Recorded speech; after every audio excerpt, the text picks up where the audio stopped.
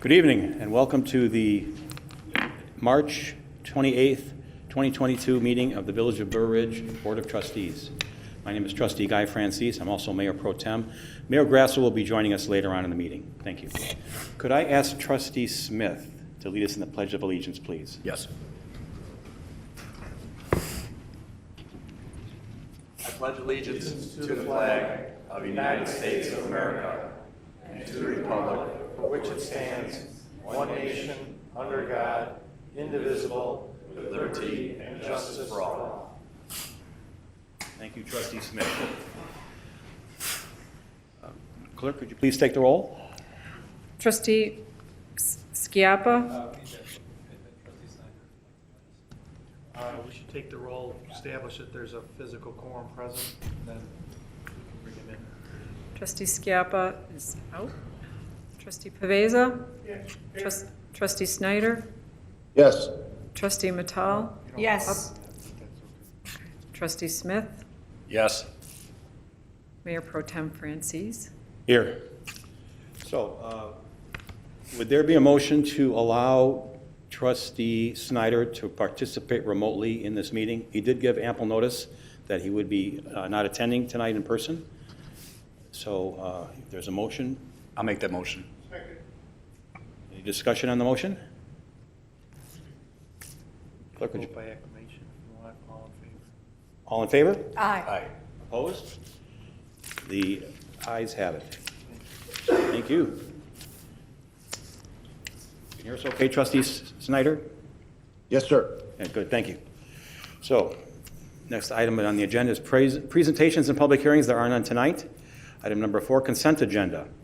All items listed with an asterisk are considered routine by the village board and will be enacted by one motion.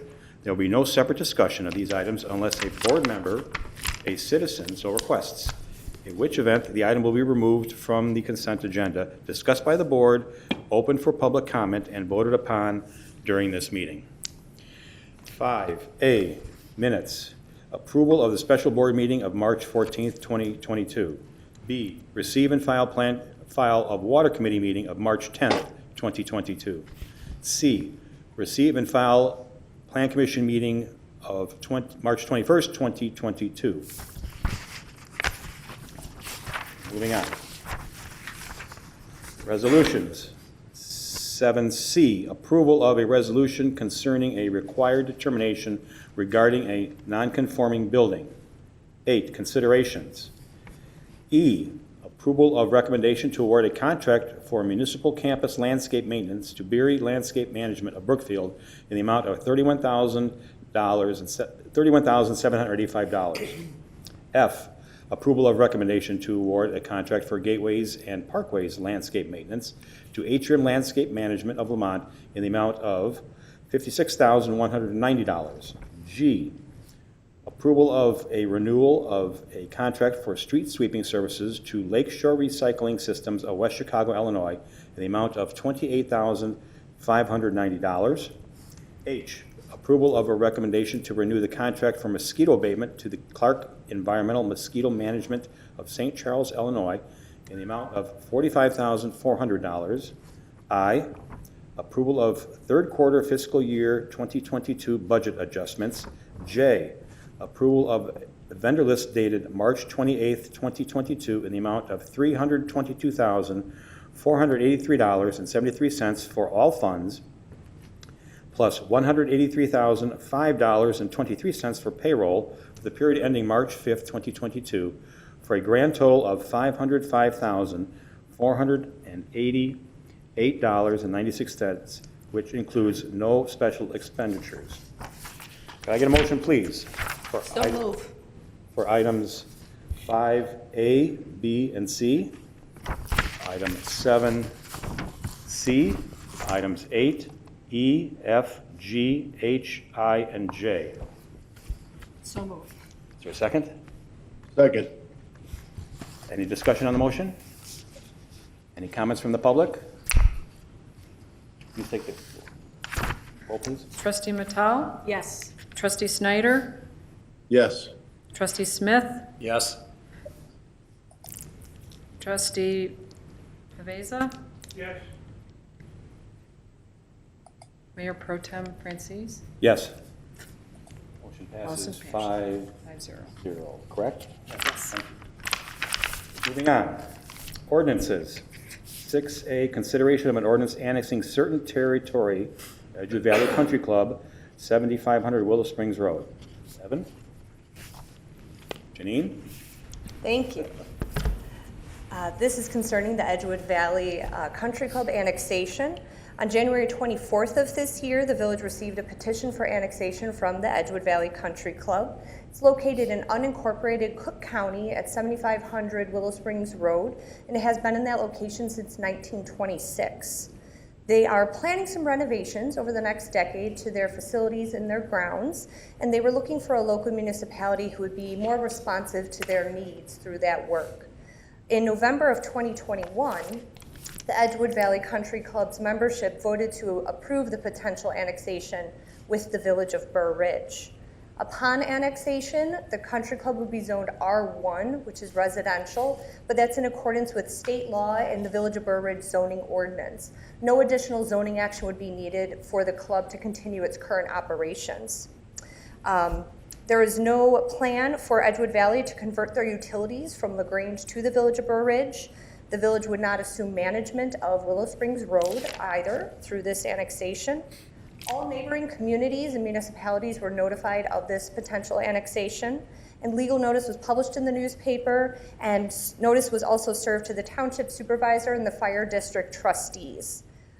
Village staff did not receive any public comments about this petition. And I can take any comments or questions.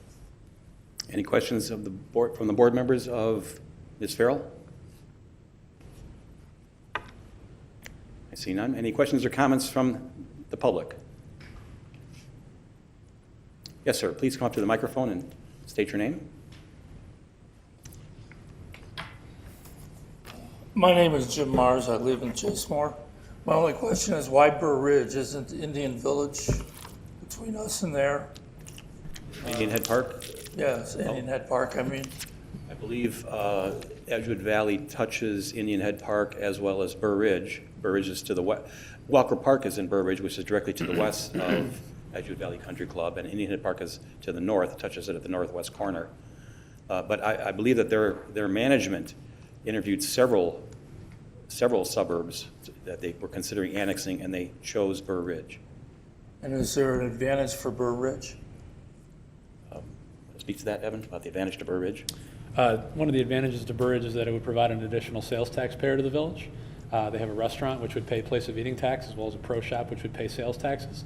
Obviously, being a private club, we expect very minimal impact in services in the form of police protection, fire protection, and those types of things. So we additionally get to expand our borders a little bit to make sure we have more oversight, but not necessarily direct management over Willow Springs Road. So overall, this is a great advantage to the community financially, but also from a reputational perspective. To have a club like Edgewood Valley to become a part of our incorporated community is a great status symbol for our community that we're very proud to have. I know the majority of their membership lives in Berridge. Those people are all definitely going to take care of their club as they become a part of our village. Thank you. Thank you. Any other questions or comments from the audience? Yes, sir. Please come to the microphone, state your name. Yes, my name is Ed Kuzminski. I'm from the city of Countryside, and I'm the former mayor of Countryside. So, Welcome. thank you all the trustees for doing this. I think this is, you're doing this in a proper way, but I'm just asking, when I was on the council, when we annexed Maple Crest Golf Course, you know, that there was a big discussion about what would ever happen to it. And when we annexed it as open space recreation to verify. You're going to annex it as R2. R1, I'm sorry, single family homes. What is the process that's going to happen if and when Edgewood Valley Country Club ever decides to sell and be developed into single family homes? Would this be an RDU project? It could possibly be a PUD. I mean, I'm speculating at this point, but certainly a developer would have to come in and he might seek rezoning to something less stringent. R1 is our most stringent zoning, and it's 5-acre lots. So estate-sized lots. So a developer would have to go through the normal public hearing process for rezoning. It was also said that all the communities were contacted about this. Is there a representative from Edgewood Valley here? Yeah. Did you contact the city of Countryside? We don't butt up directly to the city of Countryside. Yes, you do. 75th Street. We do not. It was approved by the city of Countryside, said that they would not be interested in. I have the name at my office. Because I know the previous mayor, Mayor Legant, and even myself, we've always been interested in annexing it, but this is your decision. That's all I was just curious, because I know Willow Springs Road is very, let's see, busy. Busy. You know, between UPS and everything else. But I was just, you know, so eventually, whenever something comes up, there would have to be a traffic study and all that. So, Of course, any type of change of use, any development, there would be the associated studies, including a traffic study. good, okay. Thank you. Any other questions or comments from the audience? Seeing none, can we take the roll, please? Did we get motions? I don't know if we had a motion and a Did we have a second. motion or a second? Oh, I apologize. These were questions after Janine addressed. Okay, after Jean's, I'm sorry. Okay. Could we have a motion, please, to consideration of the ordinance annexing certain territory of the Edgewood Valley Country Club at 7500 Willow Springs Road? So moved. Second.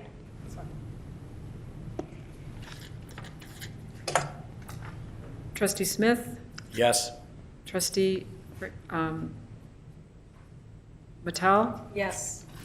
Trustee Snyder? I'm going to abstain. I belong to the country club. I'm a member there. Trustee Paveza? Mayor Pro Tem Francis? Yes. 4-0. 4-0, the motion passes. Edgewood Valley Country Club is certainly a jewel in the western suburbs. It's a beautiful, beautiful country club, and the Village of Berridge is thrilled to have you as a part of our village. We certainly appreciate your considering us and choosing us.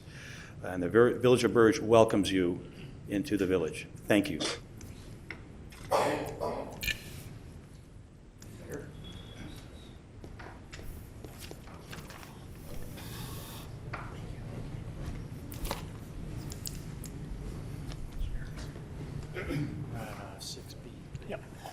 Before we get to 6B, number one, I want to thank Guy Francis, Trustee Francis, Mayor Pro Tem Francis for subbing in for me for the first 12 minutes of the meeting. Thank you.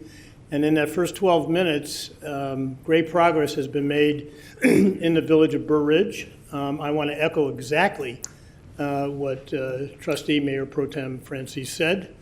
I think this is great that you've come into our village, that you've asked to come into our village, that we have given great consideration to you coming into this village. We looked at the advantages, of course, to Berridge, which have economic advantages to us, but certainly the name Edgewood Valley being associated with this village is something I'm proud to have been the mayor and been part of the meetings that you had, and you were great hosts for me and Evan when we were there. So I'm thrilled about tonight, and I can't say anything greater than that on behalf of the village as the mayor. Great things have been done to help Edgewood Valley and the Village of Berridge, and that's good government. So thank you. Thank you. All right, 6B. Consideration of an ordinance amending sections 2503, 2509, and 2511 of Chapter 25 entitled Liquor Control of the Berridge Municipal Code. Evan? Thank you, Mayor. I think we'll keep right on talking about Edgewood. Now that Edgewood has been annexed into the village as of that action, Edgewood has also applied for a liquor license to be created for them to use their continued property. Again, one of the reasons for their search for an annexation into a local community has been permits regarding their property, but also liquor licensing. Now Now that they're part of the village, they are under our jurisdiction for liquor licensing, and Trustee Schiappa, again, as a reminder, is the current liquor commissioner for the village of Berridge. This ordinance would amend the village's liquor code, section 25 of the municipal code. It would create the Class U license with one available license available to Edgewood. This is basically a country club license wherein the Edgewood Valley would be able to consolidate all of their liquor operations under a single license for ease for both ours as their sakes. It would include their main clubhouse, a few of their outbuildings, as well as the ability to basically serve liquor on the go, which is to say on a golf cart. Sometimes you have the cart while it's selling beer and other alcoholic items on the course. We don't currently have any use liquor license which accommodates that, and this license does accommodate those actions. So again, basically accommodating their needs as a country club, a private country club in our village. Again, this is a single liquor license. It would include an annual fee of $2,500, which is within our normal parameters of what we charge for an annual license. Again, this would be available for the liquor commissioner to assign to them as he sees appropriate. But an action is necessary by the board to amend the ordinance to actually create the license, and that's what's before you tonight. Thank you. First of all, as we traditionally do, any questions from any of the trustees? Yes.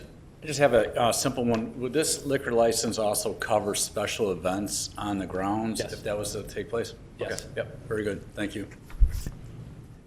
Anyone else? Any public comment on this resolution, this motion regarding a liquor license for Edgewood Valley? No public comment. Can I get a motion then to approve, see, 6B, let me read it correctly. Can I get a motion to approve an ordinance amending sections 2503, 2509, and 2511 of Chapter 25 entitled Liquor Control of the Berridge Municipal Code? I move, second. Any other comment by the board? Yes. These are current liquor operations that are, liquor operations that are currently ongoing at the country club. They're not adding any new special anything. This has been going on for years like this. Correct. Nothing's changing. Really? Yeah, I thought that you guys have been serving alcohol there before? Oh, okay.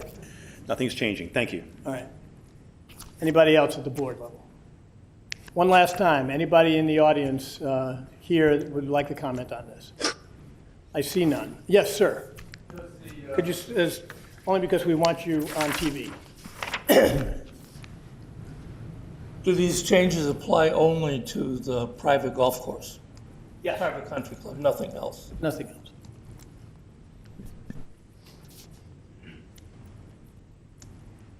Anyone else? Roll call, please.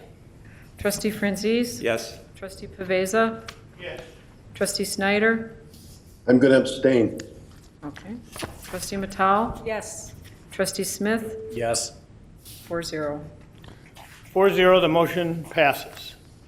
Once again, welcome. My only regret tonight is that I didn't, as mayor, I usually don't vote on anything, but I'm fully supportive of both this and the annexation, as I hope I indicated before. All right, that takes us to 7, resolutions. You guys can get out of here, right? Thanks, everyone. Thank you so much. Thank you. Thank you. 7A, consideration of a resolution condemning Vladimir Putin's invasion of Ukraine and supporting Ukraine and the Ukrainian people. This was brought to our attention, obviously, by the outrageous acts by Russian dictator Vladimir Putin, thinking he has some kind of right to just invade other countries, and he picked on Ukraine. One of our residents asked us to make a formal resolution condemning what Putin did, and I'm purposely just using Putin because I don't think the Russian people would favor what's been going on. But in any event, we need to show support for the Ukraine and their people. And I asked staff and I asked legal counsel what we could do to recognize the request of our residents on this issue. And we've come up with this resolution. And I believe we're allowed to fly the flag of Ukraine near the American flag, and it can only be for a certain number of days. And we did a little research, and the tradition is about 3 days, which is how we picked that date, that number of days. Certainly, we will continue to support the Ukraine after the 3 days of the flag flying, and this resolution is testament to that. And so I'd like to get a motion to approve the resolution condemning Vladimir Putin's invasion of Ukraine and supporting Ukraine and the Ukrainian people. So moved. Second. Second. We have a movement and a second. First, let's have comment from the board, please. Yes? I have a couple questions. So are other communities, other villages, other cities, states passing resolutions condemning these actions? Yes, we've seen evidence of other communities in the state of Illinois passing resolutions as well as flying the flag or otherwise displaying Ukrainian colors on village property. So you could name a few towns that are flying the flag, maybe? So the state capitol did it for a day earlier this month. Okay. Highland Park did it for 2 individual days. The city of Dixon raised the flag actually at a city-owned park. We're aware of Oswego doing this. As I said, it was the Ukrainian colors, the flag of the Ukrainian flag, colors of the Ukrainian flag being lit. So it wasn't a physical flag, but it was still the colors, as well as Dixon. So those are the ones that we've identified so far, but certainly there may be others that we're not aware of. Excellent research. Thank you. Any other questions of any of the trustees? Trustee Snyder, any questions? Any No, sir. comments? Okay. Any questions or comments from anybody in the audience?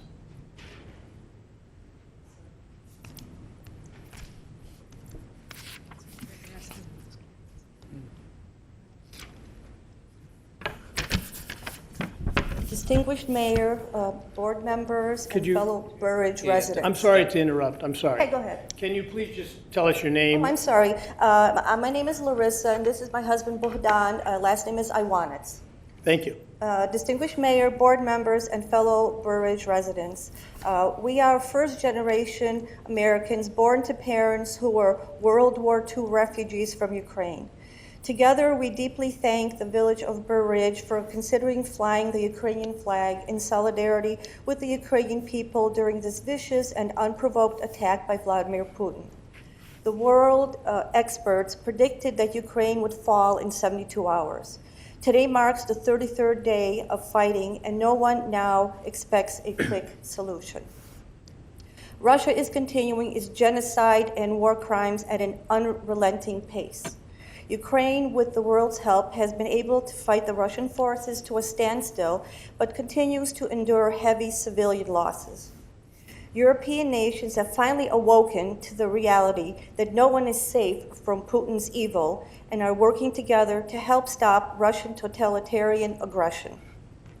Ukraine will supply the men and women to protect Western Europe and defeat the Russians, but must continue to receive maximum military and humanitarian aid. The alternative? NATO will be fighting Russia in a far larger conflict in the near future. Ukraine is a deeply religious nation. May God continue to bless the Republic of Ukraine for all that she has done and continues to do in this war. And may God bless America. Thank you. Thank you very much. Thank you.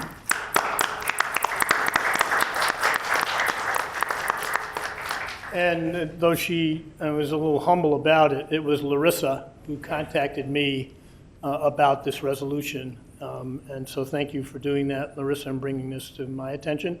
And led us to know that we can do this as a village and to support Ukraine. I'm sure you're going to see that everybody is in agreement. I will tell you that Trustee Schiappa, who is unable to be here tonight, would be in favor of this also. So with that, is there any other comment in the public before I call for a vote? Okay, can I get a vote? We have a motion and a second. Can I get a vote on, oh, we have a motion and a second, I'm sorry. Can I get a roll call? Trustee Smith? Yes. Trustee Matal? Yes. Trustee Francis? Yes. Trustee Paveza? Yes. Trustee Snyder? Yes. 5-0. 5-0, the motion passes. Should the mayor ever have to vote on something like this, the mayor would be in favor of it. And as I indicated, and please let the record show that Trustee Schiappa would also be in favor of it. I also want to take a couple of minutes just to read it, please. A resolution condemning Vladimir Putin's invasion of Ukraine and supporting Ukraine and the Ukrainian people. Whereas Ukraine is a country in Eastern Europe, home of some of the oldest known civilizations in human history, as well as some of the oldest cities in Europe. And whereas Russian President Vladimir Putin has long sought to control Ukraine, once part of the former USSR, as it has proceeded to adopt a democratic form of government, promoting freedom against its populace while joining alliances with Western European nations. And whereas on February 24, 2022, Vladimir Putin commenced an unprovoked military invasion of the sovereign state of Ukraine and its people. And whereas since the invasion, the United States and its European allies have announced strong economic sanctions against Russia and Russian nationals, as well as providing military material and other tangible support to Ukraine. And whereas Vladimir Putin's actions against the sovereign state of Ukraine and its people are those of a tyrant and a war criminal, including his targeting of refugees fleeing the conflict as well as non-combatants, such as women and children, remaining in Ukraine. And whereas the Board of Trustees and the residents of Berridge stand with President Zelensky and the Ukrainian people in their time of need, now, therefore, be it resolved by the Mayor and Board of Trustees of the Village of Berridge, Cook and DuPage Counties, Illinois, as follows. Section 1. The statements contained in the preamble clauses of this resolution are found to be true and correct and are hereby adopted as part of this resolution. Section 2. The Village of Berridge shall fly the flag of Ukraine at the Village Hall under the flag of the United States for 3 days commencing tomorrow, Tuesday, March 29th at 8 a.m. if anybody wants to be here with me, and ending on Thursday, March 31st, in observance of and support of the Ukrainian people's fight against Russian tyranny. Adopted this 28th day of March 2022 by the corporate authorities of the Village of Berridge on a roll call vote as follows, and you heard what that would be. Approved this 28th day of March by the Mayor of the Village of Berridge. Thank you very much.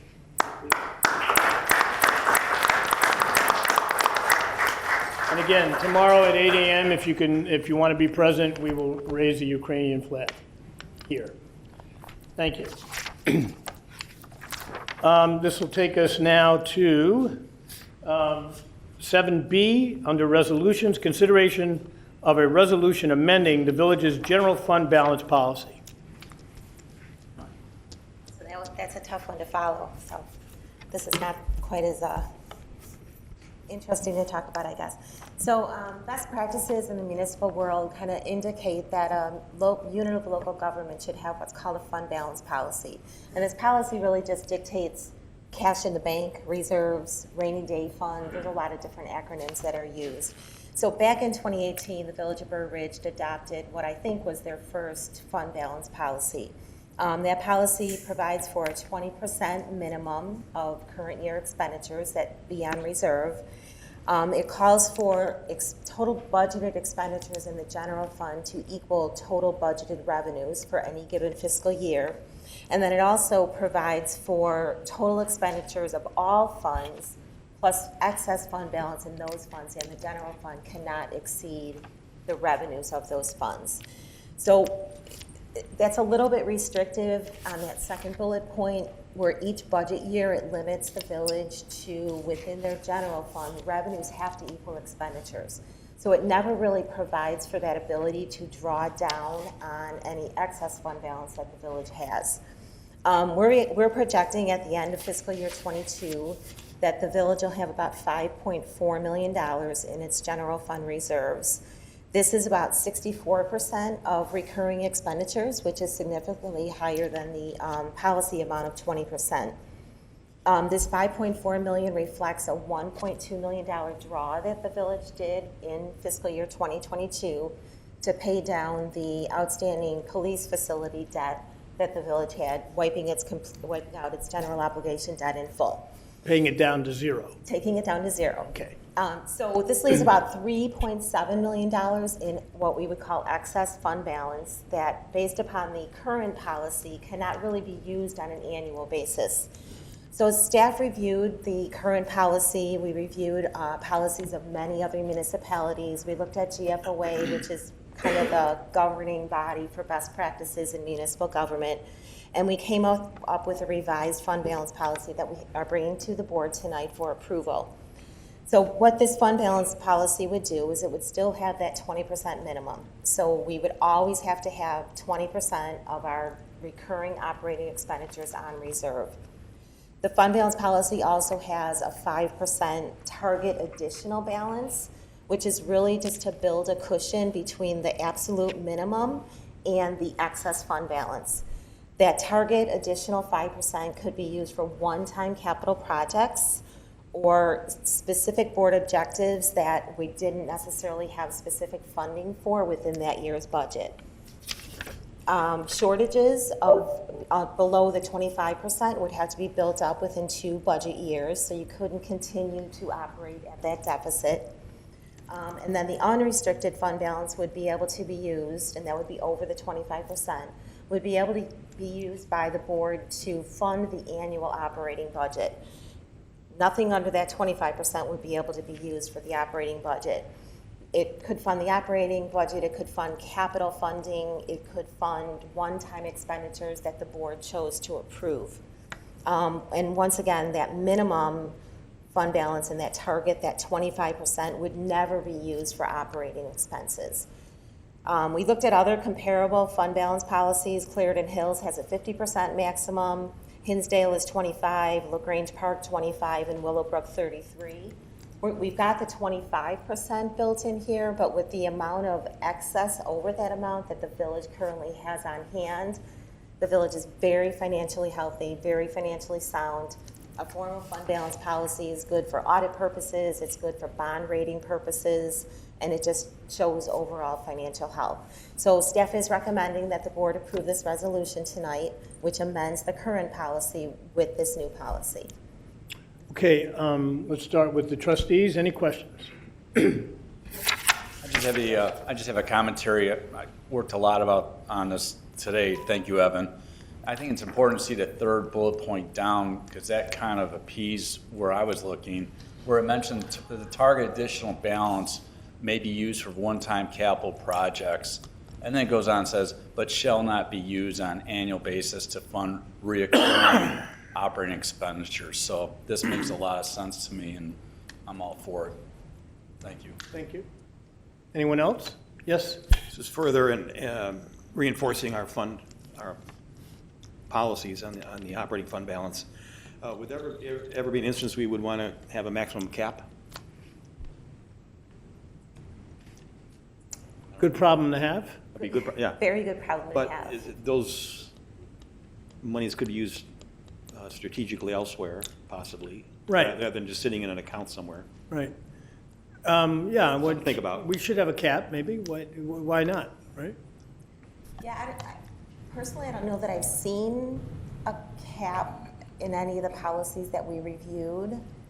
I think having your minimum and then that 5% cushion, it doesn't mean that every year you have to use that excess. You just know that it's there should the need arise. So I'll But add to the that. board chose, they I'll add to that absolutely briefly. could. So one town did, Clarendon Hills, but what you saw there was they basically said, once we get to 50, we have to use that money. But what they end up doing is they end up just transferring it to another fund, and it sits in another fund balance. I also have often questioned the wisdom of an immediate trigger, which basically says I have to get it out the door in a short period of time. There may not be a need right away. You might need that $1 million. Let's just say it was 50%, and there's $1 million between where you're at now and 50. You might need that $1 million really badly in 5 years, and that's why it's good to have fund balance and to be able to use it if and when you need it, because it is taxpayer money but I would want to know more about kind of why the cap was in place, or what was the purpose of that. I mean, if you were at 150%, maybe then we're getting into it too much, but for a village like us, it's okay to have fund balance. We just want to make sure the board can really use it when they feel it's necessary. I mean, a good example in my mind is facilities. We talked about $7 million of facility improvements that are in our heads, but there's not a plan in front of us, so we're not like physically budgeting for that, but we will probably need it in the near future. So I would personally recommend against the cap, but I think this gives you the flexibility to use that money when you see fit. I think Trustee Smith and Ray already talked about it. The debt. The debt was a great example. Use of fund balance achieved a very tangible goal for the village to get out of debt and be debt-free. That's a great use of this fund balance policy in action, being used for the good of residents and our own village's financial health. Thank you. Okay, and then you said something that Anne Marie, that I wanted to be sure about. Rating agencies, if they would look at and say, well, Village of Berridge is fiscally sound, does it help our rating that we have this 20-25% policy? Absolutely. I mean, it helps in a lot of ways. I mean, they want to make sure that should something occur where that revenue source that you might use to pay your debt is not there, that you've got the wherewithal, you've got the money on reserve to meet those debt service payments.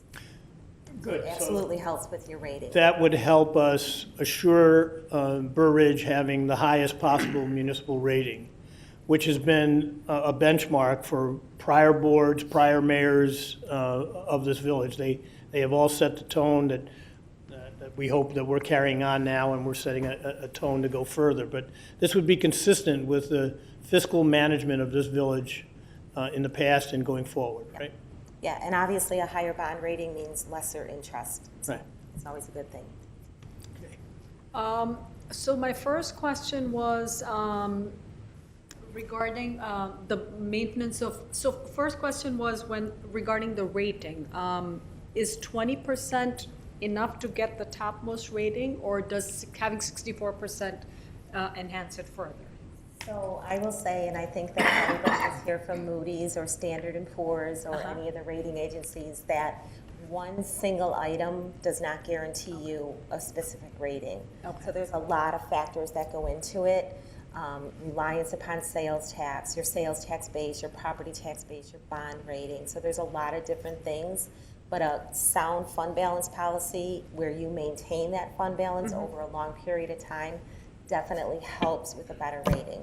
Okay. My next question is, so I can understand making sure that the general fund is 20% of the annual expense. Maintenance of a target additional balance. Would it make sense to put a dollar amount to, like, could be 500,000 above the 20% or 5%? I mean, that's up to the pleasure of the board. The 5% will float. It won't be the same amount every year because it's going to depend upon what your budget is. I think that's one of the, I'm sorry, I think that's one of the things I wanted to have. I think we actually talked about a dollar amount, but let's just say you put this in and in 10 years we had explosive growth through economic development and we had a $12 million general fund. That 500,000 would look a lot smaller. And we wouldn't have the leverage there. I'd want to index it to base it on how much expenditure we have to give us that much more cushion over time, so that if it didn't get looked at for 5 or 10 years, you're not worried about, a flat rate coming back to hurt you, especially with inflation and things like that. I would recommend a percentage to allow you to grow over time. Okay. Then should we add a cost of living expense to that 5%? Well, it's going to be based on the expenditures that we have every year. Okay, well, So so that's fine. again, let's say we had a very lean year in terms of what we decided to expend. We would have to have less fund balance on hand by rule. Or Right. you wanted to have a big year, you'd have to have more fund balance on hand to support the extra spending. And I think that's where it gives you that flexibility from year to year, so that as things go up, again, take inflation as an example, the prices that we collect sales tax on go up.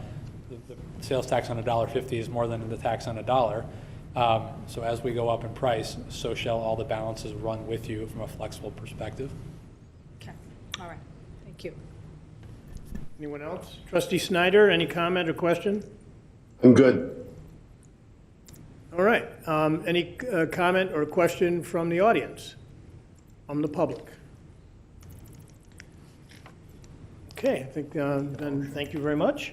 Can I get a motion to approve a resolution amending the village's general fund balance policy.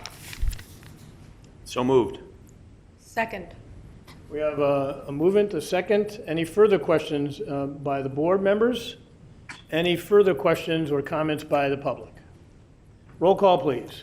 Trustee Francis? Yes. Trustee Matal? Yes. Trustee Smith? Yes. Trustee Pavesa? Yes. Trustee Snyder? Yes. 5-0.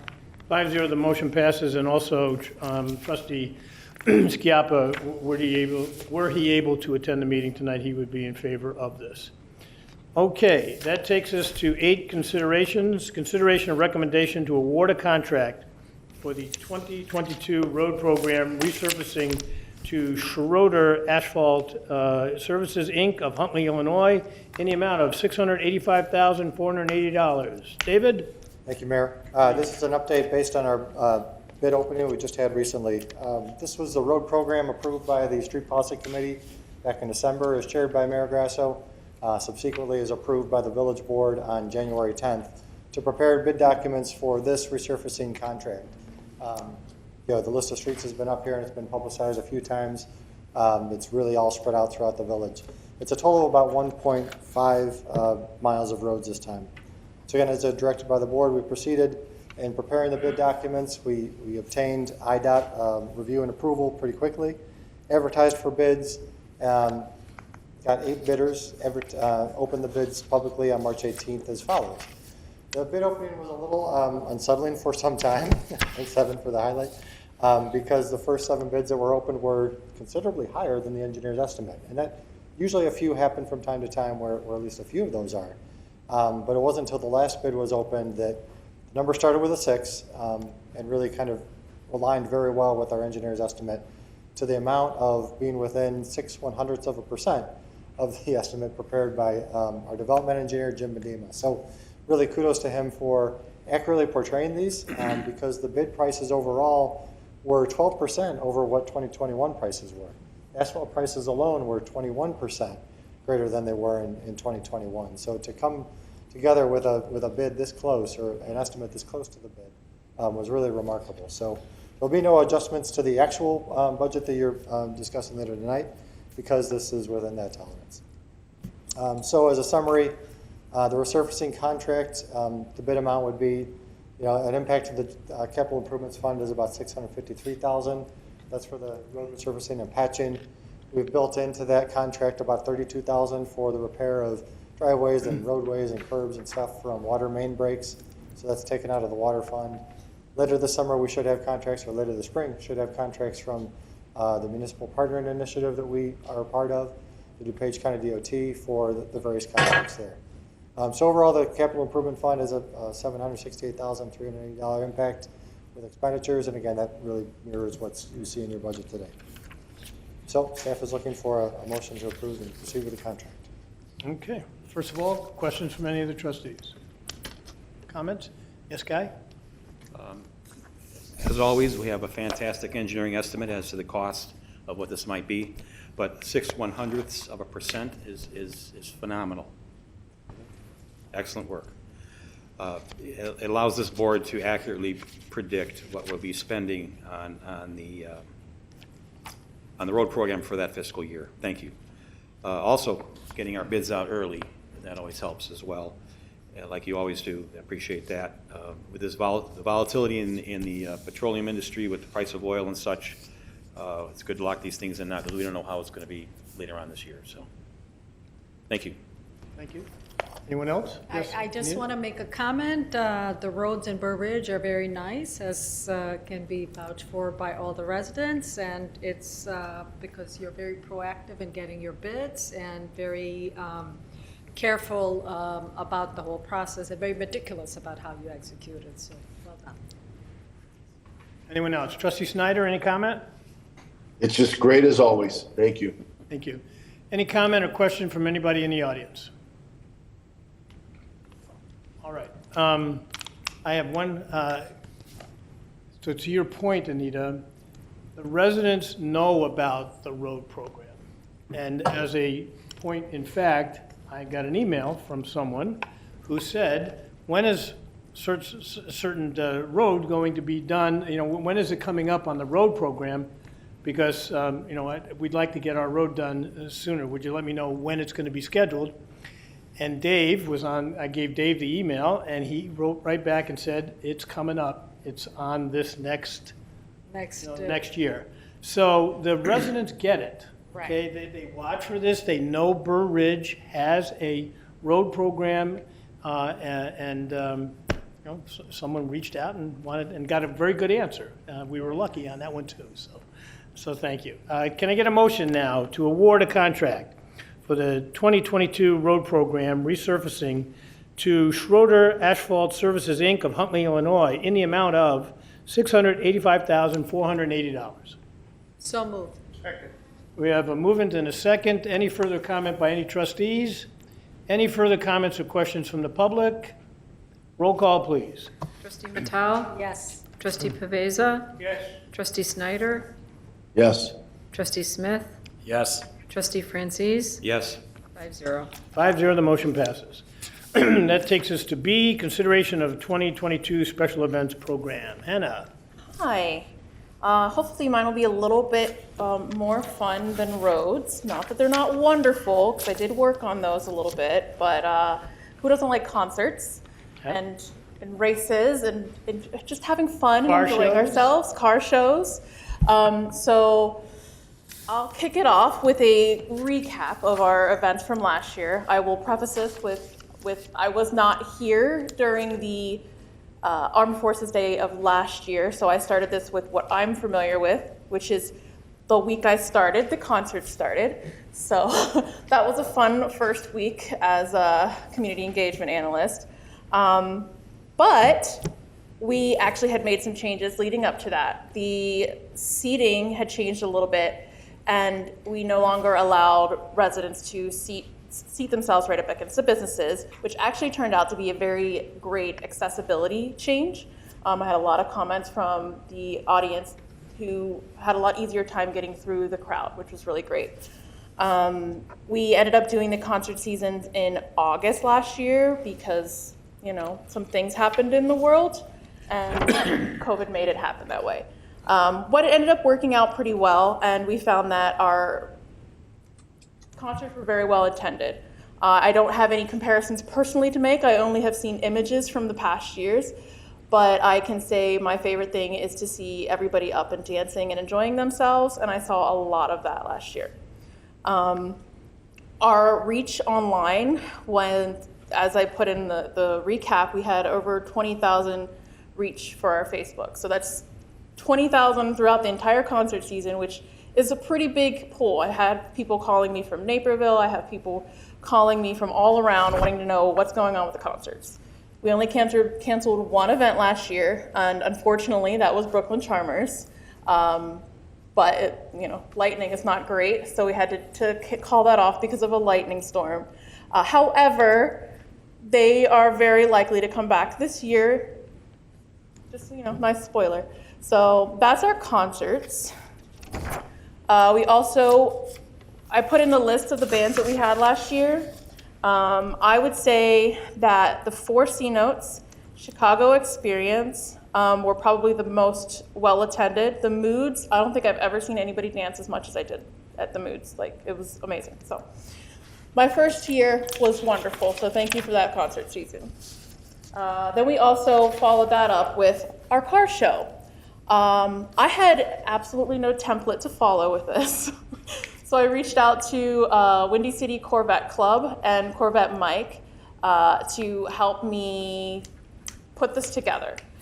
They are Corvette Mike Midwest we've used for years, and they've been partners with the car show. And then Windy City Corvette Club has worked with Corvette Mike, and they were referred. So I've worked with them, and they helped put together a brand new layout, new judging template, and it sold out. I sold out all of the spots available before the car show even started. So it was a very well-attended event, and we did this in conjunction with our Taste event, which is a brand new event that we introduced last year. The Taste of Berridge was a bit of a challenge to put together.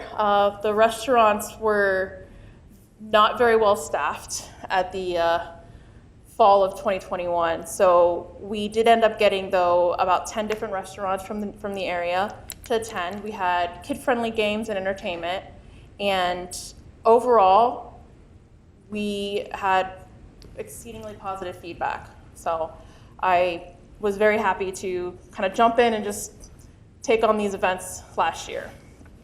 And then following that, we had Deck the Green, which we changed up our holiday event at partially the request of the Village Center. There was some concerns about a parade and some of the safety issues that have been addressed in the past. And we had to figure out a new layout, a new system.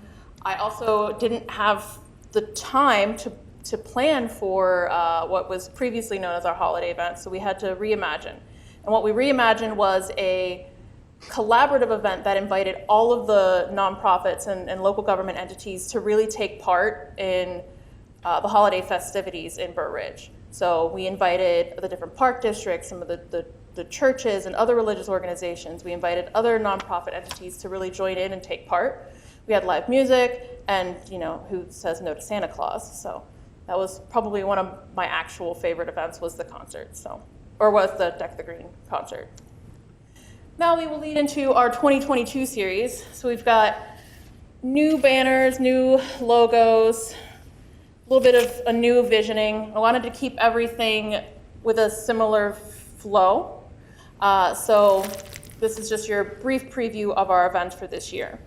We have the first part, which is very important to Berridge, is our mobile DMVs.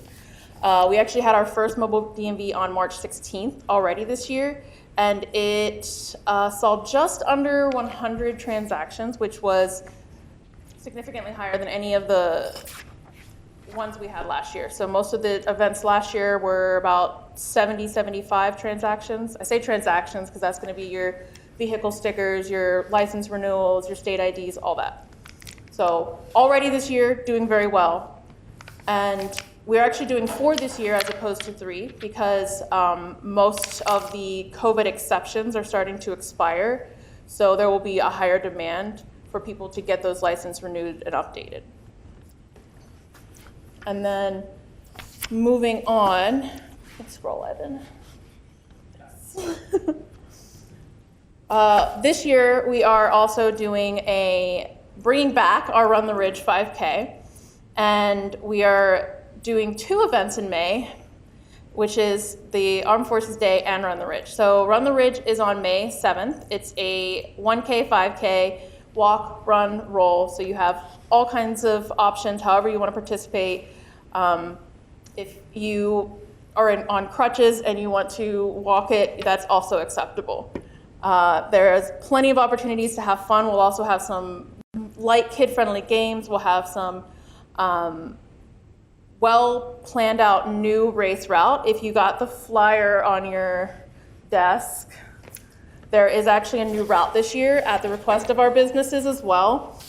This allows full accessibility to our AM businesses who might want to still do their normal crowd, but also gives a USTAF, which is a certification to this race. So we actually went out, we got this new race certified, so you could still run it, get all your trophies, and that'll be happening on May 7th. You can register now online. That's all through the internet. You don't even have to come see me if you don't want to, but you can also register the day of. And then the following event will be on Saturday, May 21st, which is our Armed Forces Day. The Armed Forces Day event is a significantly more formal event than all of the other events that we do.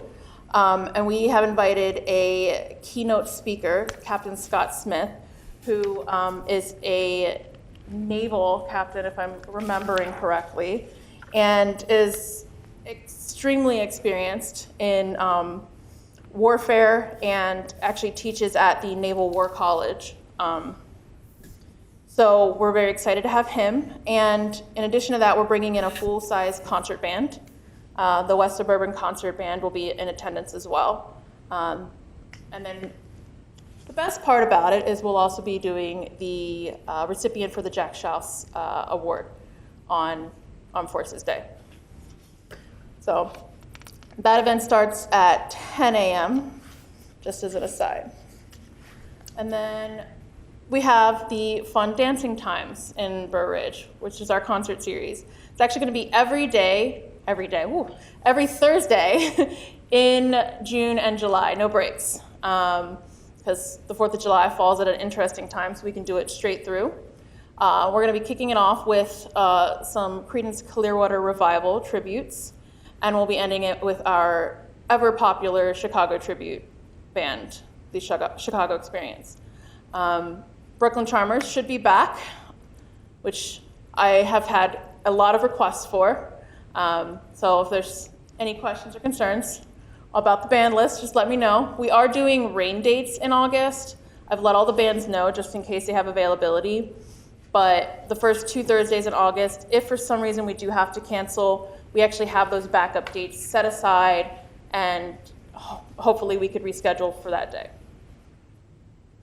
And then we're moving into the fall. Fall is going to be fun. We're doing the Taste and the Car Show again at the same time due to high demand. The Taste of Berridge and the Car Show should be an all-day event on Saturday, the 1st. And you'll find that the Car Show will have an even closer tie-in with the Taste. We're still going to be using the same basic layout. There will be improvements to the judging process, to the parking process, to the registration, now that we kind of have the basic layout kind of handled out. The Taste as well, we're partnering with Amder Productions, which is the organization that actually helps put on the Berridge Art Fair. They do a phenomenal job of helping to organize and coordinate art fairs and festivals throughout Illinois. So very excited to have them on board. All of these events, I forgot to mention, they're all very kid-friendly. There'll be kid-friendly games and opportunities for the whole family. You can stay late, put the kids to bed. However you want to do it, there'll be lots of opportunities for everybody. And then we have our Deck the Green, which we plan to make the forefront of the holiday season in Berridge. Like, this event is supposed to be the kickoff for all of your holiday enjoyment in Berridge. It's also, I believe, the Friday before Shop Small Business Saturday. So it's a nice little tie-in there. The big thing that we want to focus on is really lighting up our downtown Berridge. So we've set aside a little extra to make sure that Berridge is going to be the place that you want to visit for the holiday season in terms of both appearance and your shopping and entertainment needs. And Deck the Green is going to be the kickoff for that by bringing in the community for all of your kind of family and fun. I think that's it. Okay, thank you, Hannah. Any questions from any of the I just want to make a trustees? comment.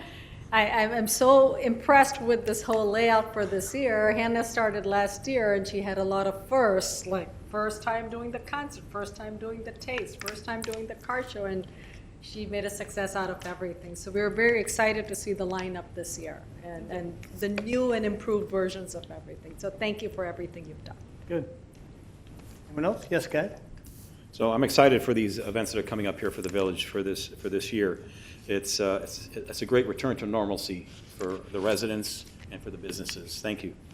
The concerts, the car show, the Taste of Berridge, all big hits. I've been a participant in the car show every year since its inception. Many people I spoke to, many participants said it was the best car show yet. They like the layout, they like the spacing between the cars, and they certainly like the quality of the cars that are attracted to the venue. So congratulations on that. I have a question about the concerts. I know we moved the concerts from Fridays to Thursdays. This last year was the first year for Thursdays. Did you receive any feedback from concertgoers? Yeah, actually, most of the feedback that I received was positive. A lot of the attendees, especially those who like to bring their kids, appreciated that it was on a Thursday night. I was I heard that not as many people liked the Friday night crowd as much. There was a little more alcohol, a little more rambunctiousness that they weren't a fan of. So from what I understand of Berridge, we want to keep things family friendly, and that's something that I think the Thursday nights really help make happen. And then the businesses also have expressed that they get a lot more traffic on Thursdays, which helps to really increase their revenue on Thursdays where it would normally be a little more slow. So. Thank you. That's all I had. Yes. So great job on this, Hannah. I think it's important too that we thank our local businesses, because a lot of these activities are all funded by sponsorships. So this is why we're able to present all these functions to the village, because of our businesses out there. So, but great job. Thank you. Yes. Trustee Snyder? I'm good. Everyone's answering all the things, saying all the correct compliments in a row. Thank you. Couple of points. Glad to see London Ridge back, and I like the route. I know a couple of businesses were concerned about being closed early in the morning, and they want patrons to get to them. So I hope it looks like we've solved that problem. Yes. And so that's good. Every year since we've been lighting up the bridge at holiday time, I get comments from other mayors. I get comments from many of the residents, and I get comments from people outside of Berridge about how special our bridge look, and they are kind of looking forward to it. So, those are the types of things, as Trustee Francis just said, bringing us back to normalcy, bringing us back to the reasons that we live around here. So I'm glad to see that that's going to continue too. The car show, as Trustee Francis said, I got lots of compliments that day about people that go to them on a regular basis, and said that one, the one that we did this past summer, was very well run, and we're looking forward to making sure they're going to sign up next year. So all of that's good. The Thursday night concerts, while it seems like we changed it, we did not. The Village Center, of course, they're the ones that requested it to go back to Thursday, but I went to several last year, and it seemed like everybody liked it. Again, I think because we were trying to get back to a sense of normalcy. And finally, what I think should become one of the events that I hope continues to grow every year is Armed Forces Day. And this has been something that the Veterans Committee started a few years ago. Former Mayor Mickey Straub is the chairman of that committee, and we give him a lot of support, and we give the committee a lot of support. But this is a growing event, which I'm hoping, first of all, people start recognizing what Armed Forces Day is all about, and it'll be something that's very special just to Berridge, because we're the only village that I know of in the area that does it, and I'm hoping it continues to grow in popularity. We always have good weather, so please come on out for it, and so I'm glad we're going to see that. So another stellar season of entertainment, and one of the real good reasons why we call Berridge a very special place. Thank you very much, Hannah. Can I therefore get a motion to excuse me. We don't need anything. It's already been approved. Thank you. All right. That takes us to 8C. Consideration to authorize the village administrator to create and fill the position of part-time communications and events assistant in the administration department. Evan? Thank you, Mayor. This position is listed in the FY23 budget, but as you saw from the presentation tonight, the special events calendar is fast approaching. A number of new community engagement and special event items have been put into the budget and calendar this year. Several of these events are not only the largest ever, they are significantly larger than in previous years. We're talking about like $150,000 annual budget for a lot of this stuff, as well as promotional mailers going to every resident with business sponsorships, business activations, and the like. This position is part-time. It is intended to report to Hannah Wyant in her position as Community Engagement Analyst to assist her in all these duties that are in front of her. She does a number of things that were not included in this, such as she built our whole website, which will be coming out in the next 30 to 45 days. She handles a number of urgent communication issues, such as some of the police matters which have come up in the last few weeks for the village. I think it is appropriate that she have this additional support. But really, I'm asking for this authority to hire this position now. We have budgeted for the salary for this position in April of 2022 in this current budget, but it is included in the FY23 budget. So I'm simply asking for authority to fill this position now to help her get started in supporting these great events. Thank you. Thank you. Any comments, questions from the board? Just a quick comment, on the position, I know that this will allow us to go after more sponsorships within the village. So hopefully this position will be actually self-paid for by increased sponsorships. So I'm all for it. Thank you. Thank you. Yes, Anita? And I just wanted to add that this is a part-time position. The person's paid hourly. There are no benefits associated with it, so. Yes, thank you. Anyone else? Trustee Snyder? Again, all great. Okay. I support this motion. Thank you. I do have a question about this. We have this quasi-relationship with the Veterans Committee, and especially as it deals with Armed Forces Day. Will this give us some latitude to give appropriate assistance to Armed Forces Day and the Veterans Committee? The village already provides, through the form of HANA, more specifically, we already staff them through the Armed Forces Day, as well as several employees in Public Works who assist in maintaining the grounds on their behalf. So we already do that, but I think it'll just help provide additional capacity for our existing staff. Good. Nice to know. All right, can I get a motion to authorize the village administrator to create and fill the position of part-time communications and events assistant in the administration department? So moved. Second. We have a movement, a second. Any further questions by the board? Any questions by the public? Roll call, please. Trustee Snyder? Yes. Trustee Paveza? Yes. Trustee Matal? Yes. Trustee Smith? Yes. Trustee Francis? Yes. 5-0. 5-0, the motion passes. 8D, consideration of the fiscal year 2023 budget. Evan? Thank you, Mayor. So this is, again, the continuation of last board meeting's discussion of the FY 2023 proposed budget. Very briefly, we're going to have a significantly condensed presentation to last time. It's about 7 slides long. At our March 14th meeting, we had an introduction to the budget. It was very high level. We tried to give you an overview, provide education on where the budget stands and give you some context. This meeting is a fund level update as well as identification of some very specific projects and programs that we're seeking direction on. We're not going to go through every line item tonight. I want to be very clear that tonight is the last opportunity for the board to direct staff on an official basis before the April 11th board meeting, where we will be considering the budget ordinance.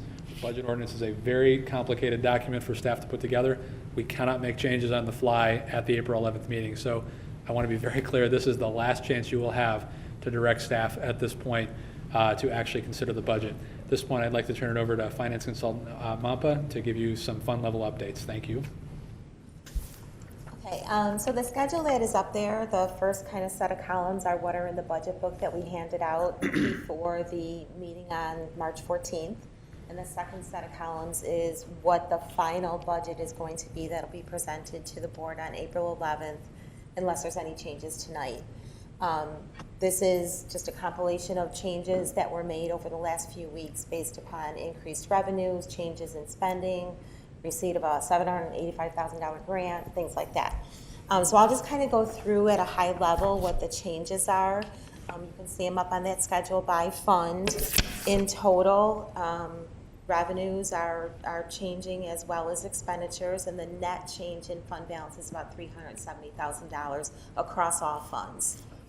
The increase in revenue, what we did is we had projected revenues pretty early on in order to start putting the budget together. So we went through and looked at all of our revenue sources again, looked at what we've collected over the last few months, and we modified our budget for 2023 for a few of the revenue sources, including places of eating, rental revenue from cell tower leases, and then grant revenues also. Also, hotel motel tax, we took a look at that, updated the numbers that the amounts we've received in the last couple of months, and we increased that about $20,000. The village has about $1.5 million in ARPA funding total.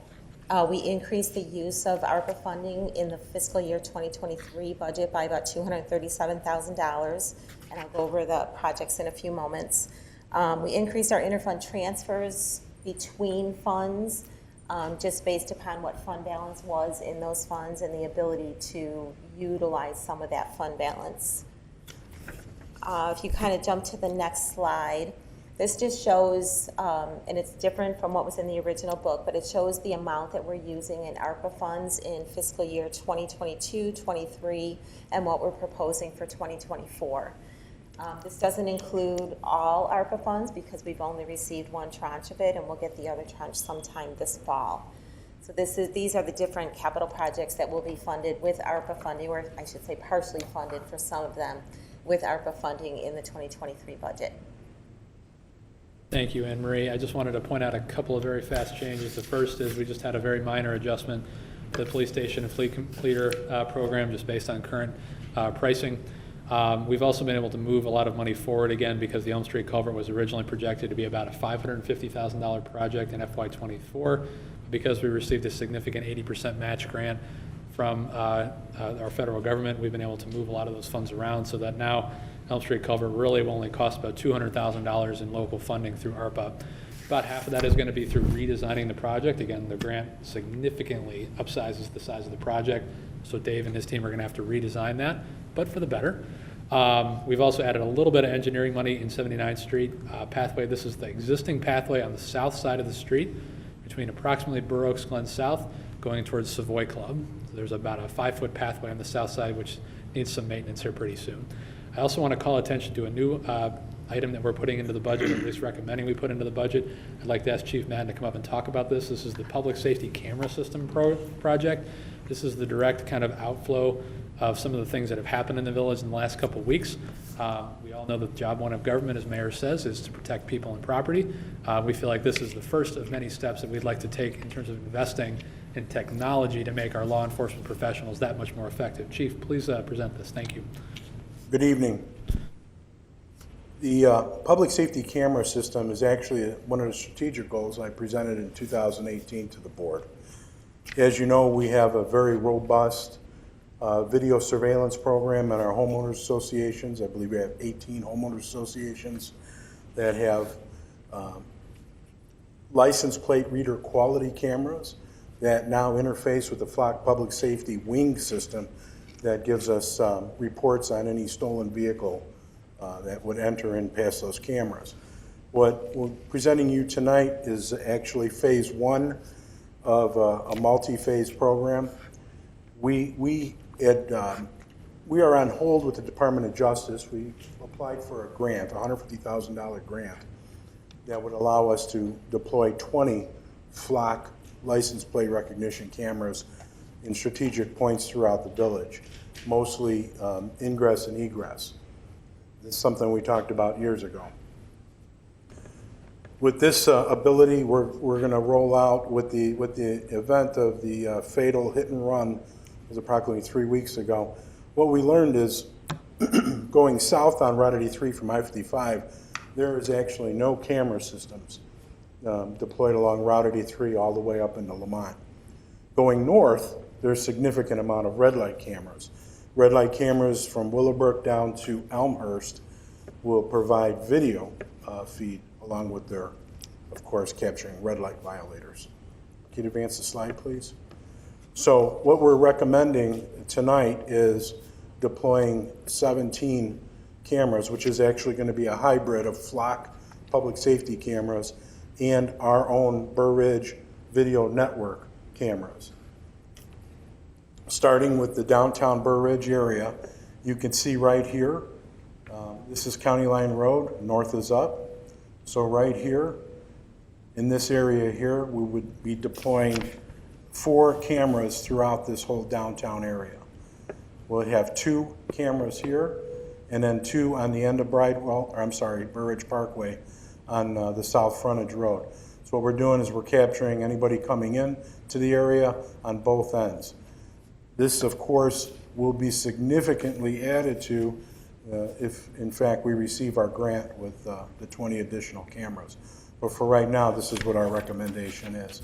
Now moving south to Route 83 and 91st Street, what you have here, this is 91st Street. We're deploying 3 cameras in this area, 2 over here. This is McDonald's, that's the Speedway. So we would have 2 capturing east and westbound traffic on 91st Street. This down here is roughly, I think this is Honeysuckle here. This would be capturing northbound traffic on Route 83, and that would be one camera there would capture these 2 lanes. Go to the next slide, please. This is Route 83 in Central, right here. That is the Shell, Falco's. So what we're doing is also working along with Sheriff Mendrick, the DuPage County Sheriff, who is also going to be deploying cameras in this area. We're going to have 3 Berridge network video cameras right in this location here to give us video feeds. And then we will have 4 flock LPR cameras along north and southbound 83. This is Meadowbrook right here. Can you go back one slide, please, to 91st Street? And I forgot to mention, we will have 3 Berridge network cameras right in this area here to capture video feed. Altogether, it's 17 cameras. This grand total here, the $49,920, is turnkey. That's installation, that's permits with the Illinois Department of Transportation, and also cellular LTE feed for the Berridge network cameras, the 6 cameras.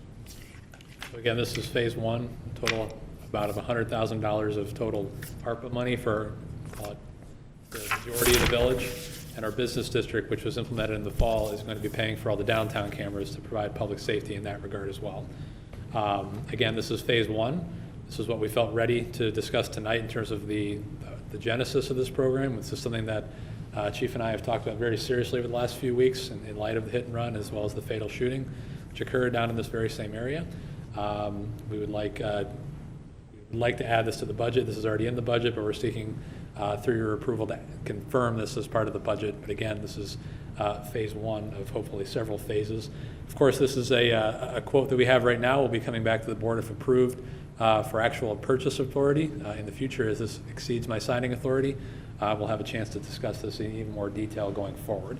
But again, the intent of this program is to make sure that our police department have the tools they need to see what they need to see, to solve crimes, to make sure that residents are safe, and that anything which occurs within the Berridge scope can be investigated fully, again, for the protection of residents. Thank you.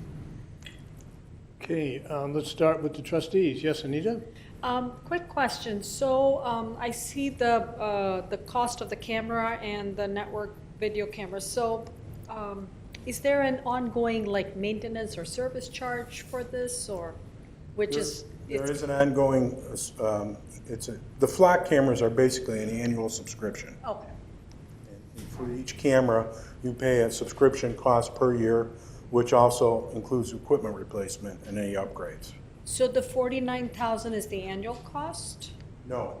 The annual cost, and I don't know if you have the breakout. I think the annual cost will be about $8,000 for these cameras, so not very expensive, but it really is a force multiplier for our department.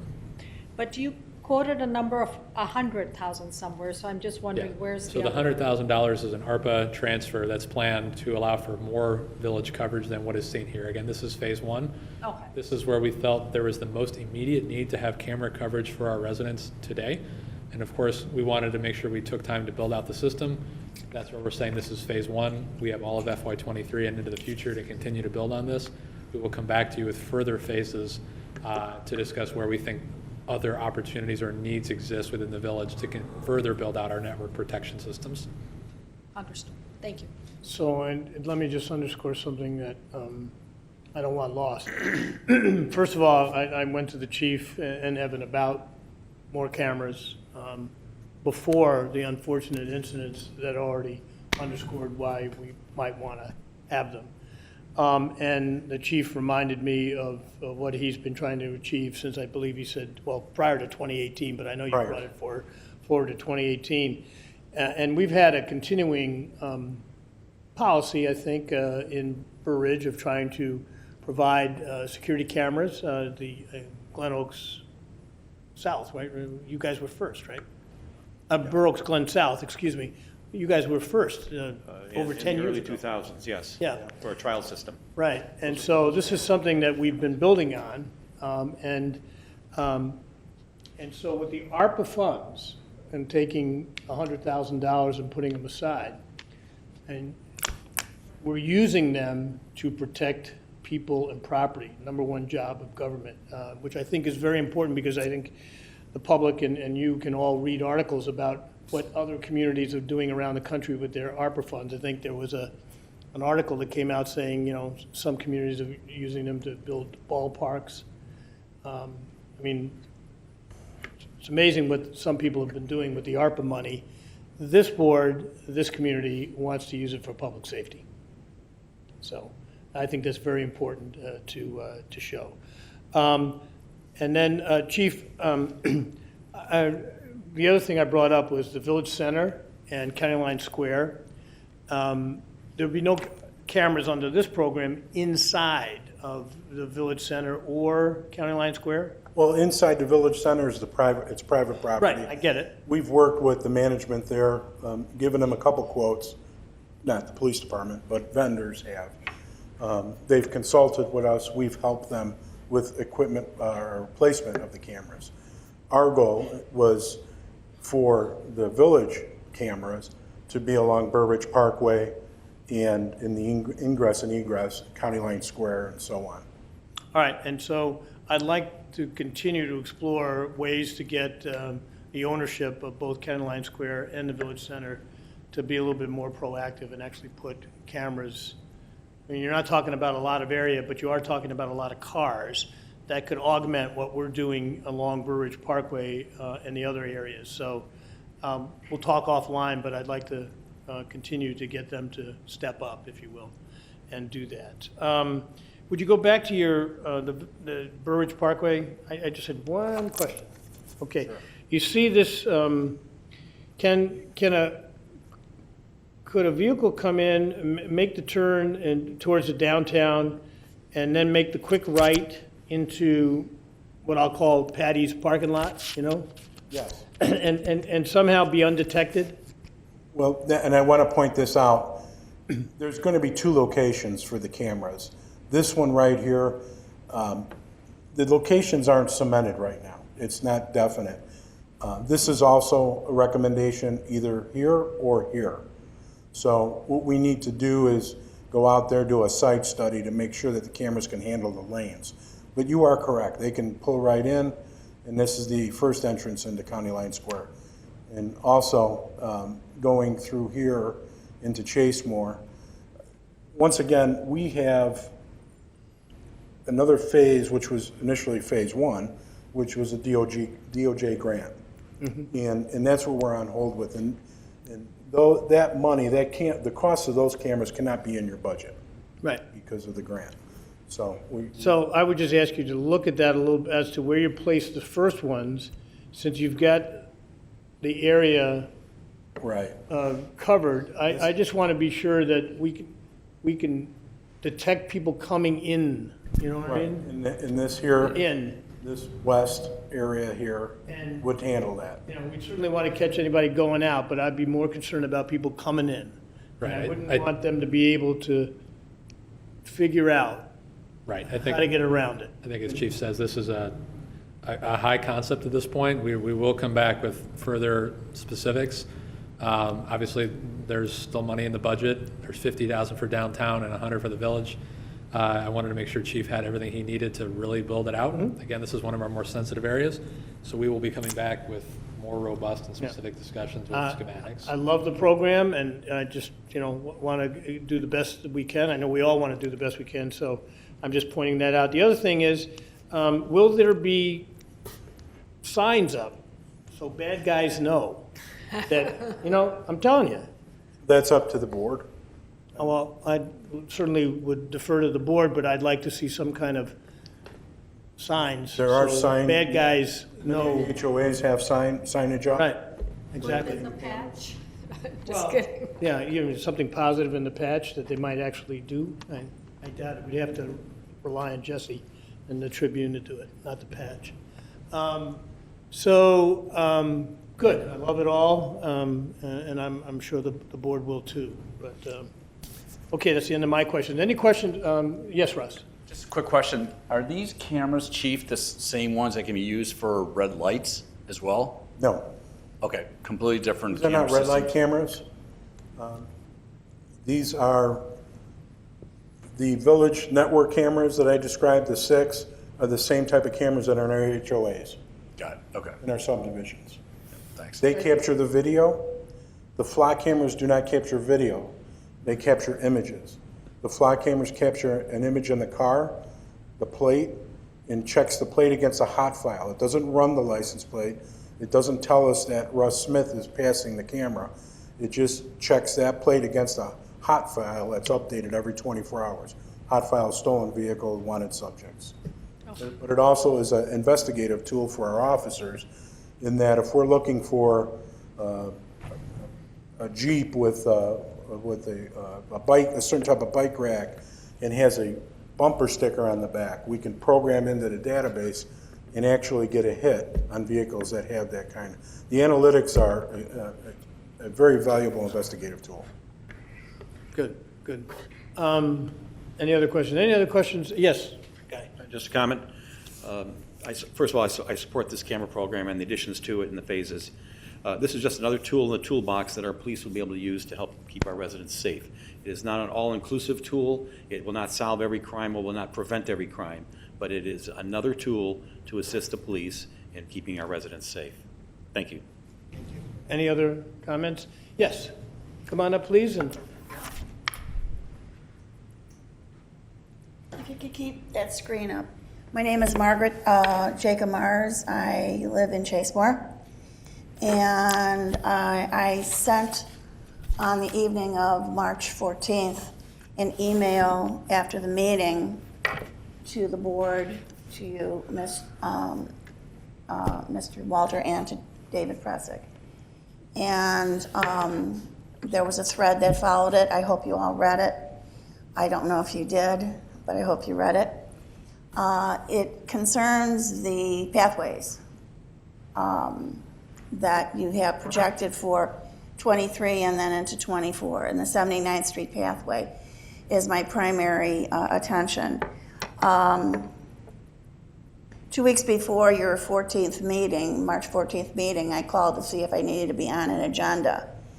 And was told I didn't need to be on an agenda. And actually I was speaking with Mr. Walter, and he said, and I told him about my issue I wanted to bring up, which I will address, and was told that he would bring it up, and whether he ran out of time or whatever happened, it never did get brought up. And that was the reason for my prompt email to all of you and his prompt response to me.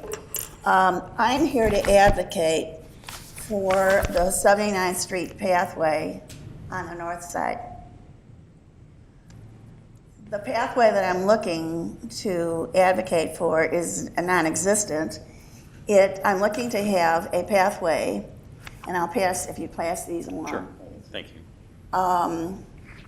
That will connect Chasemore Drive, which is a village street, to the west end of Chasemore's development, where the village-owned roadway, pathway, whatever you want to call it, was installed.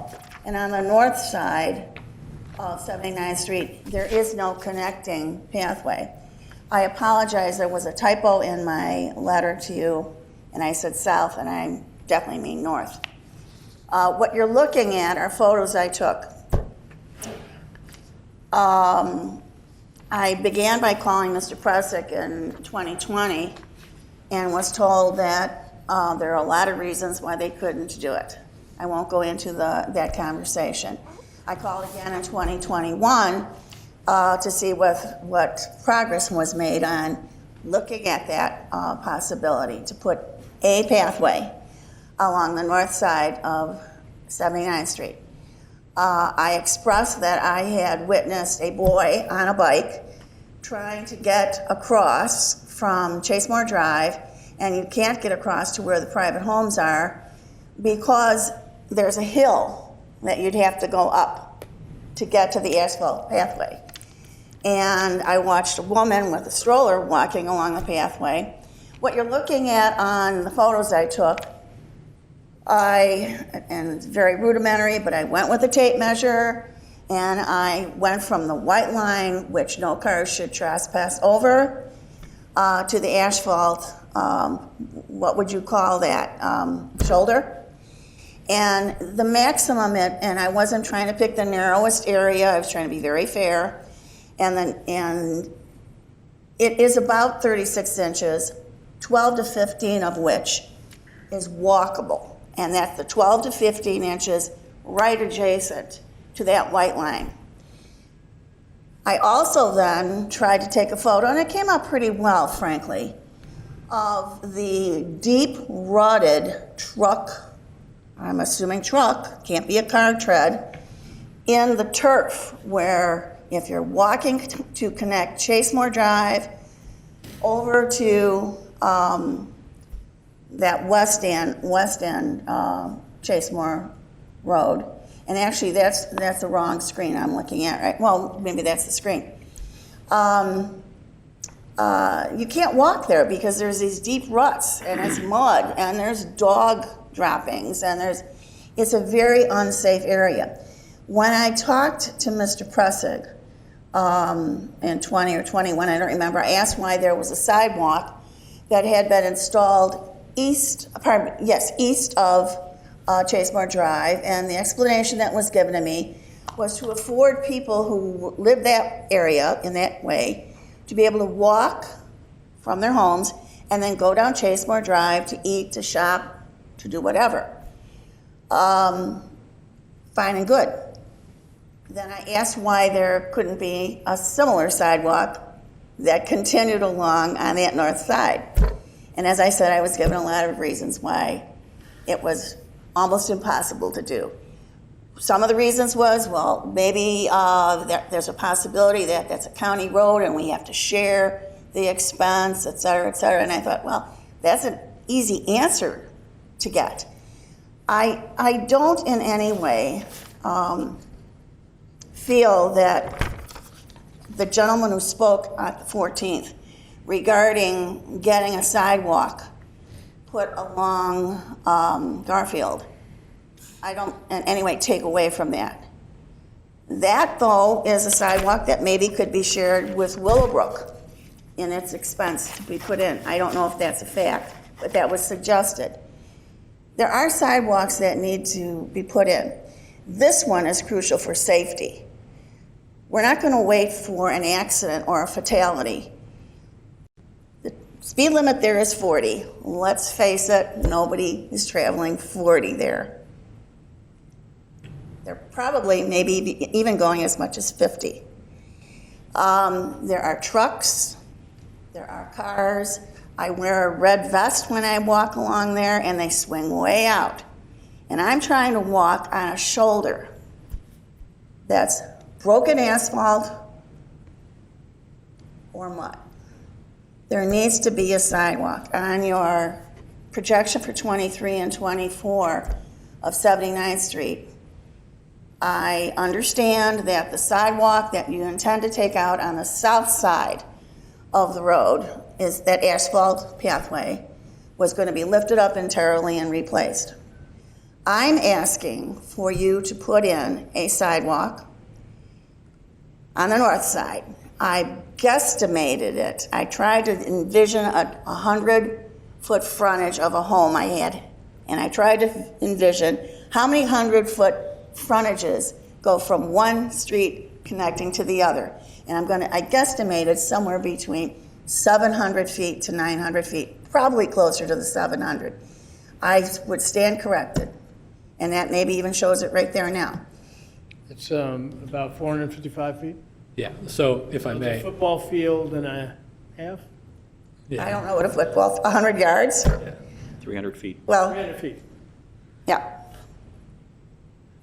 So I appreciate your comment. I think there were two things we wanted to talk about tonight as staff, just to kind of specifically talk about those from an expenditure perspective. So these are some, if I could just briefly review this, it could get me to the final point, which is the sidewalk. So some of the expenditure changes we've got in the FY23 budget are, again, just shuffling around the Elm Street culvert replacement project costs. We've added the public safety camera system, and then we've shifted some costs to the County Line Road sidewalk, which is not finished, to FY23 just due to the timing of the project and some state reimbursements. And there's some minor resurfacing projects with some shared services that have been changed. But the two things that are really remaining on the budget are, in fact, related to sidewalks. We've heard a lot of public comment over the last two meetings, the first and the 14th with Garfield, and the second tonight, Ms. Mars talking about the 79th Street sidewalk. I will start with the Garfield Street sidewalk just to go in order, but we've gotten a lot of public comment about this project. This is the, sorry, I need to share my screen, Trustee Snyder, I apologize for that. This is this Garfield Avenue sidewalk gap project. This is the approximate location of this project. This is about 8 houses long. This has been in the hopper for quite a while. It was on the Pathway Commission's original 2009 projection for what we'll call critical pathways or priority pathways. It essentially stops in the middle of someone's yard on Garfield, and it doesn't continue for about 8 houses. But as you can see here, one of the initial problems we ran into in 2020 was the objection of neighbors in the area who did not want their right-of-way landscaping to be damaged or torn out through the necessitation of construction of this sidewalk. By right, the village could tear it out. We don't have to pay back, but being good government, we didn't want to simply tear down someone's private investment they had put a lot of work into. Obviously, there are some nice things in this area. This project was tabled. It literally was considered a week before the pandemic kind of shut everything down and froze the world in March of 2020. So we really haven't come back to this. A lot of the budgets the last few years were waitlist oriented. There was a lot of stuff excluded from the budget just because we weren't sure about where the economy was and was going. And so this had not been considered. Some of the issues that we've got in hand is that there is not really consensus about where the sidewalk should go if it is intended to be built. The Pathway Commission did recommend only one sidewalk be built from scratch, and that is this sidewalk. In their meeting in December of 21, they recommended the village focus solely on the Garfield sidewalk as well as building replacement pathways such as the 79th Street on the south, Crammel, 87th Street, County Line, things like that. Honestly, we've had a lot of objection from Garfield Street residents. However, we're aware that some of them have moved. We've also, of course, had a number of significant public comments received in the last few weeks. We certainly want to make sure we're conscientious of those. As staff, we wanted to bring those forward to you tonight. If the board wished to add this project into the budget, we feel that they need to do additional community engagement on this item. The Village of Willowbrook is amenable to the sidewalk going on either side of the sidewalk of the street and participating in a cost-sharing basis as was previously amended. The original IGA with Willowbrook is 31% cost shared by the Village of Willowbrook on the east side only. They've since come back and we've had a lot of dialogue to say that needs to be amended to be either side. So there is an option for either side at this point, but there are residents from Willowbrook and Berridge on either side of the street. It has been a couple of years. If there was desire to put this in the budget, and I want to stress it is not currently in the budget, it can be. We do have ARPA funds, we do have general fund balance, which we can use. Not using general fund balance, but surplus from this year, I should say. We would want to hold the construction in 24 if it is desired, and we can reach a consensus about where it should go. But again, one of the main issues we had run into in the past years was simply, where does it go? Where can we find an amenable location to it? The 79th Street sidewalk, as Ms. Mars had mentioned, is a new sidewalk. We have received a couple of public comments along with Ms. Mars who asked for the sidewalk to be built.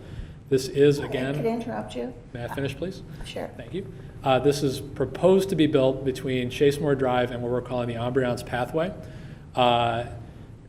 This is a new sidewalk. The Pathway Commission did not make any specific recommendation on this because we hadn't considered it in any real sense. It was brought up by some residents over the past year or so. Dave and I, Public Engineer Pricing, have looked at it a little bit. I would say we haven't really done a lot of deep dive on this one yet.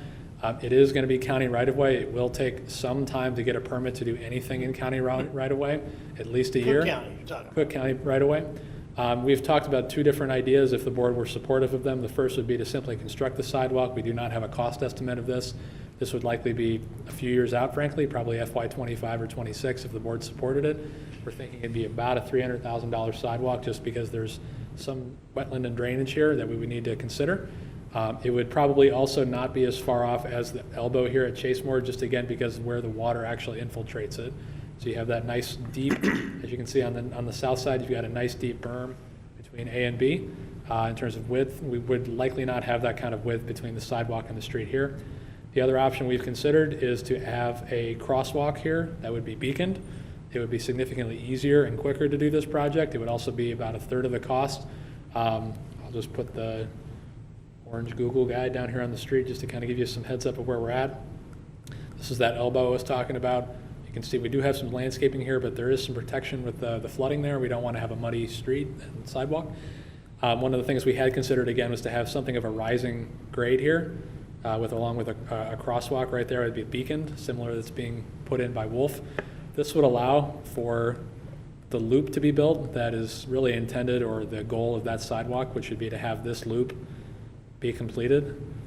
Right now, one of the main issues that you can't get across the street or really come back to this elbow on Chase Moore. So there's some sketch ideas that we have right now. I have to be very clear that Dave and I have not fully engaged with the county on this, just because we haven't received direction from the board to actually put dollars into the project yet. Again, we would be recommending, if the board was supportive of adding this to the CIP, we would say that we would pursue both options and come back with a recommendation later. Again, I want to be clear that a shovel-ready project in terms of building a sidewalk on the right-of-way would be probably 3 years away. And that's purely just down to how much we've already got in the budget and how long it will take to actually scope the project out and designate the necessary resources. With that, I'll yield. I'm sorry for the interruption. I just wanted to make sure I was complete. No, you did nothing wrong. I yield back to Mayor. Sure. Sorry. The only thing I wanted to add was, I'm not a committee of one. I didn't get signatures, but I do know that our association president, Mrs. Lowry, has written letters on this topic, to the board, to you, Mr. Walter, to you, Mr. Pressick, I'm not sure who, but I have been informed by our management group that yes, there were letters sent. It is truly a safety issue. Garfield does not have the speed, and I'm not wanting you to take the Garfield project away. Garfield does not have to put up with the speeds that one does along 79th. I was told that the whole length of the asphalt walkway, pathway, whatever you want to call it, on the south side of 79th was going to be lifted. If that's true, still, I'm not sure. I'm asking for some sort of safe pathway so that people can not have to walk on a shoulder or walk in uneven truck ruts on a speedy highway. It is a total safety issue. It's not a make it look pretty issue to connect the two. It is a safety issue. And when this thing happened, unfortunately, on Route 83 with that young boy, that just brought to mind that I just couldn't stop advocating for this. We're talking about speed. We're talking about big vehicles. People are on their cell phones. That's really all I have to say. I do hope you will honor this. I do hope that in that other screen you had where you had your 23 budget and your proposal and your 24 budget, that this isn't put off to 24. It is a football field length. That's not much. That really isn't much.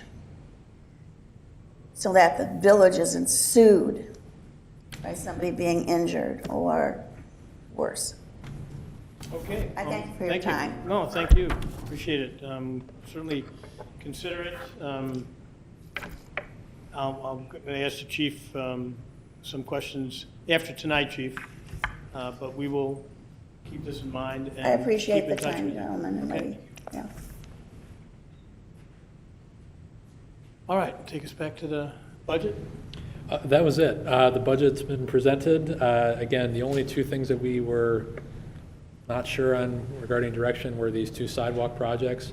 Other than that, the budget is set based upon this recommendation here tonight. Those were the only two outstanding items that we really were seeking any direction on at this time. Mayor? Yes. They want to say something. Oh, I'm sorry, did I miss somebody?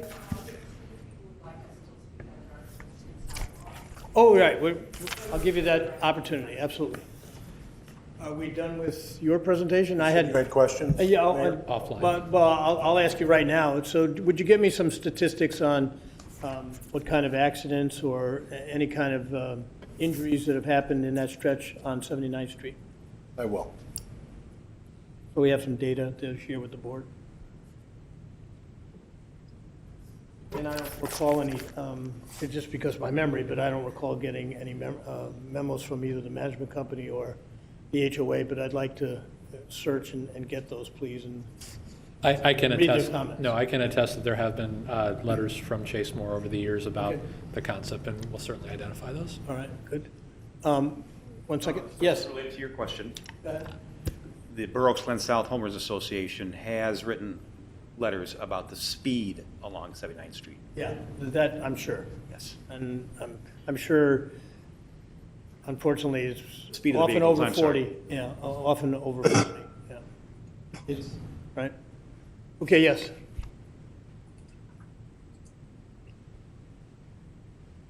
If they're going to check for accidents on 79th, could they also test for speed and the number of vehicles? Because we've lived there now for going on 9 years, and the amount of traffic on 79th Street over the past several years has really increased significantly. You know, a lot of building has gone on up over there, and you have all the trucking industry going on over by 294. And for whatever reason, I don't know all why, there's a lot of more traffic these days than there seemed to be when we first moved in. Sure. Thank you. To the extent that we have any information or can access it, can you get me and the board those stats also? Thank you. All right, somebody wanted to speak on the Garfield sidewalk?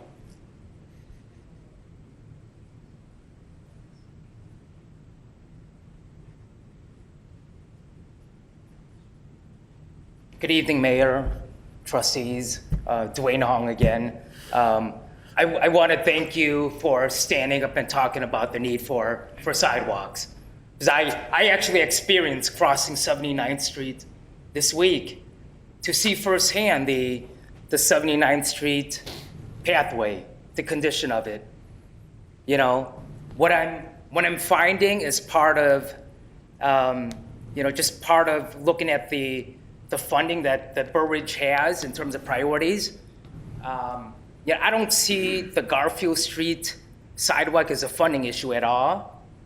The conditions of both the Cramel and 79th Street pathway, they're not in horrible shape. I rode my bike through it.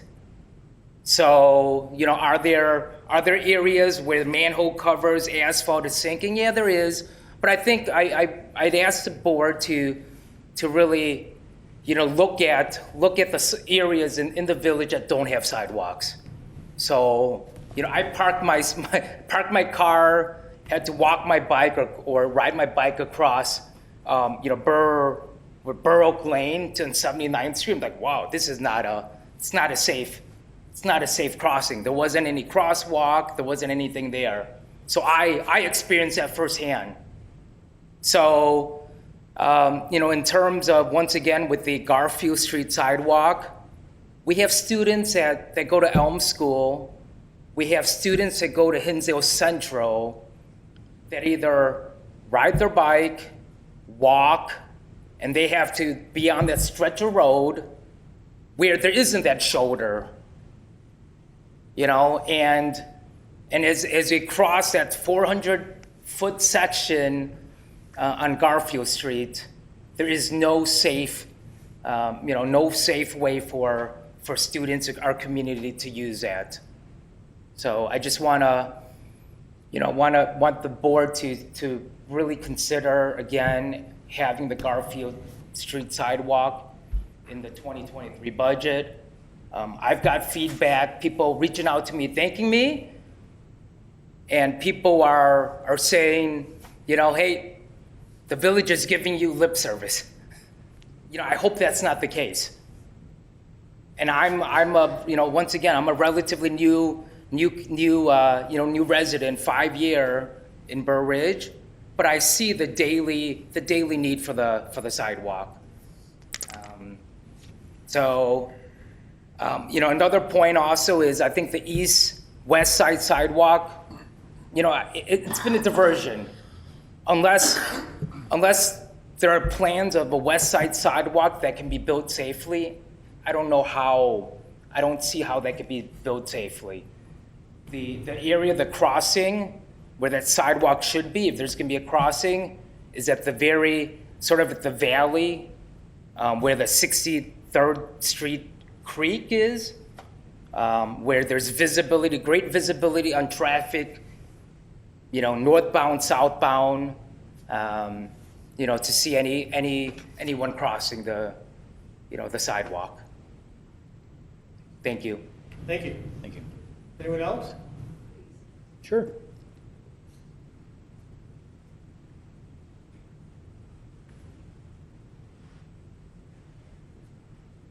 Good evening. Anne Marie DeFino. This is my daughter Quinn, and I've got my son Casey up here. I live on Garfield Ridge Court. I've been there for 23 years. My kids both go to Elm School. I've got a 4th grader and a 1st grader. I first want to thank you for the opportunity to talk. Dwayne and I have been working on this for quite a while now. We do have 130 people that signed our petition. Here's my biggest challenge, and I'm going to try to make this simple for you. When we come out of our cul-de-sac, Garfield Ridge Court, my kids and I, we like to bike to school. So I come out on Garfield Ridge Court, and there's Garfield. And to my right, I have a very short stretch of sidewalk, and it ends awkwardly, as you showed me in the photo, right? It stops. So when we come out in the morning, I've got traffic going northbound, southbound on Garfield. I've got traffic coming in and out of my cul-de-sac, which is Garfield Ridge Court, and I got to cross on a diagonal to get to Waterford, and coming out of Waterford, inbound, outbound is traffic. So for us to cross over on our bikes, I've got 6 points of traffic coming at me at any given moment in time.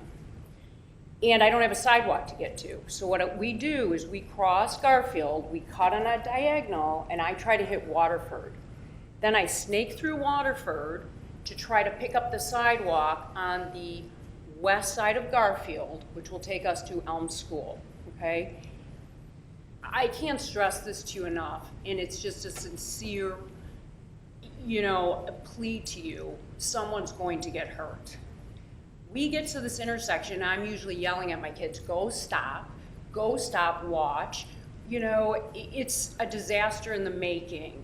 And now we've got 130 people that are saying the same thing, okay? And this east side, west side, I get it, but the problem is the west side defeats the purpose, right? I still have to cross over on a diagonal. I don't have a straightaway, and you can't make a straightaway. I've got a hill, right? So there's the Plainfield, Garfield intersection with the light. There's a hill. So I forgot to mention that. When I come out of my cul-de-sac, I'm contending with a hill, poor visibility, trying to get across the street on a diagonal with 6 points of traffic coming at me. Okay. So that being said, the west side, it's not gonna work. The east side, as Dwayne mentioned, is like 400 feet, right? You can connect where it awkwardly stops and make the sidewalk go to Countryside Court, okay? At Countryside Court, you could make a safe path, you know, crossing walk that connects us then to the west side of the street. Countryside Court is flat terrain. It's wide open, it's visible, okay? And it's kind of like the midpoint between, you've got the stoplight at Plainfield, and then you've got the stop sign that brings us by the Hanson Center, in essence, by the school. So if you put a crosswalk there with a flashing light or a pedestrian button, we could get across there, okay? And I think we could do so safely. But the problem is, it's just, you've got this Garfield, and in all due respect, the traffic is tremendous, and it's fast, and it's increased, right? And we've got more kids now. So, and I walk 2 dogs, and what I do, if I don't want to cut all the way through Waterford, people have seen me, I run my dogs up and down Garfield on the side of the street. And it is dangerous, I'm not gonna lie. And there have been many times where I think somebody sees me when they're driving towards me, and at the last minute I realize they don't see me, and we're in the side, and it's a ditch, right? Or I walk my dogs down the front of somebody's lawn. And you've got like 6 houses, right, that may be landscaped where they shouldn't have landscaped. And I'm sorry about that. But I think putting in the sidewalk on the east side is a small price to pay when you're looking at the situation in totality. My kids, if you don't mind, come over here. Go ahead, please. Introduce yourself.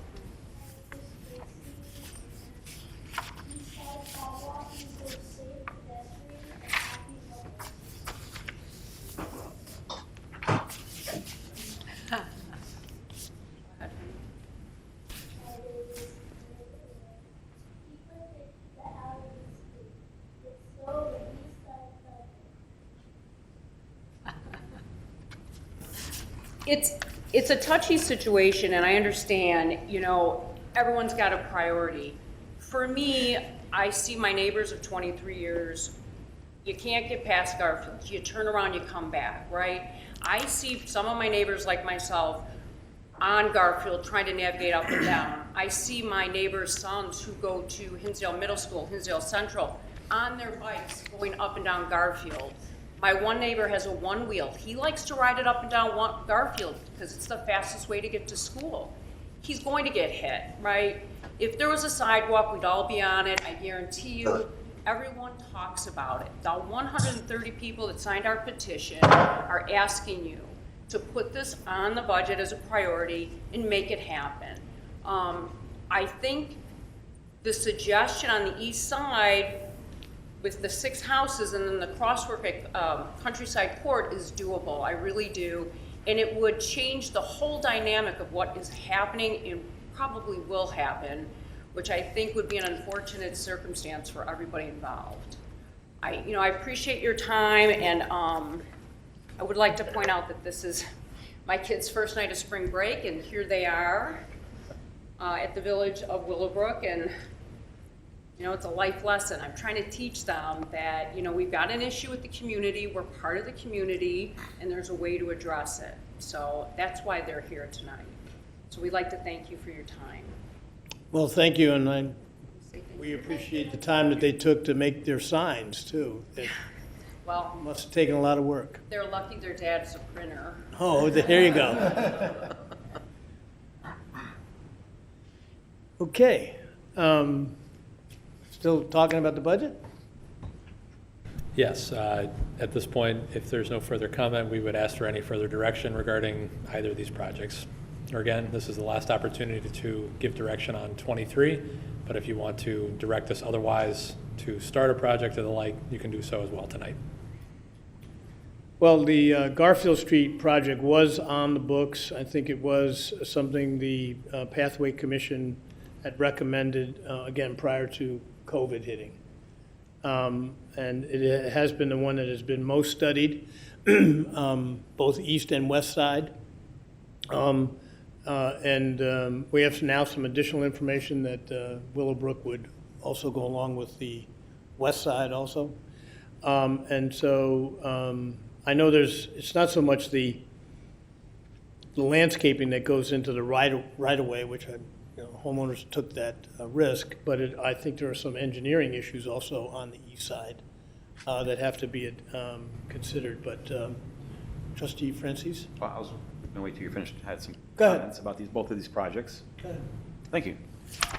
So, like the gentleman here said, the traffic on 79th Street has increased. I've lived across the street from you for almost 33 years, and since UPS was built, since Fisher Body went away and UPS was built, and the 75th Street off-ramp, on-ramp were installed, the traffic has doubled, tripled. I can't give you an accurate count, and the speeds have increased. So it's tough sometimes getting out onto 79th Street from my subdivision if you're making a left turn to get out. So I agree with you there.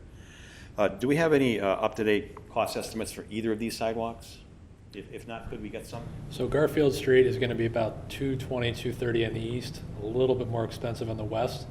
So we have an up-to-date cost estimate for the Garfield. For Garfield, we do not have what I would call a precise cost estimate for a physical construction. We could get a budget cost estimate for the 79th Street based on the lineal feet. That's why we're going to put a marker of $300,000 on it, just because It's that much A longer. placeholder for now. It's a little bit longer, it's a little bit more environmental, but it's a placeholder. Yes. Okay, so maybe we could, these two would be excellent topics for a goal-setting workshop. Okay, get these projects moving forward.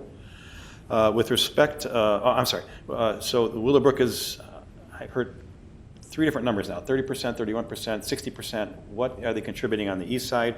What are they willing to contribute on the west side?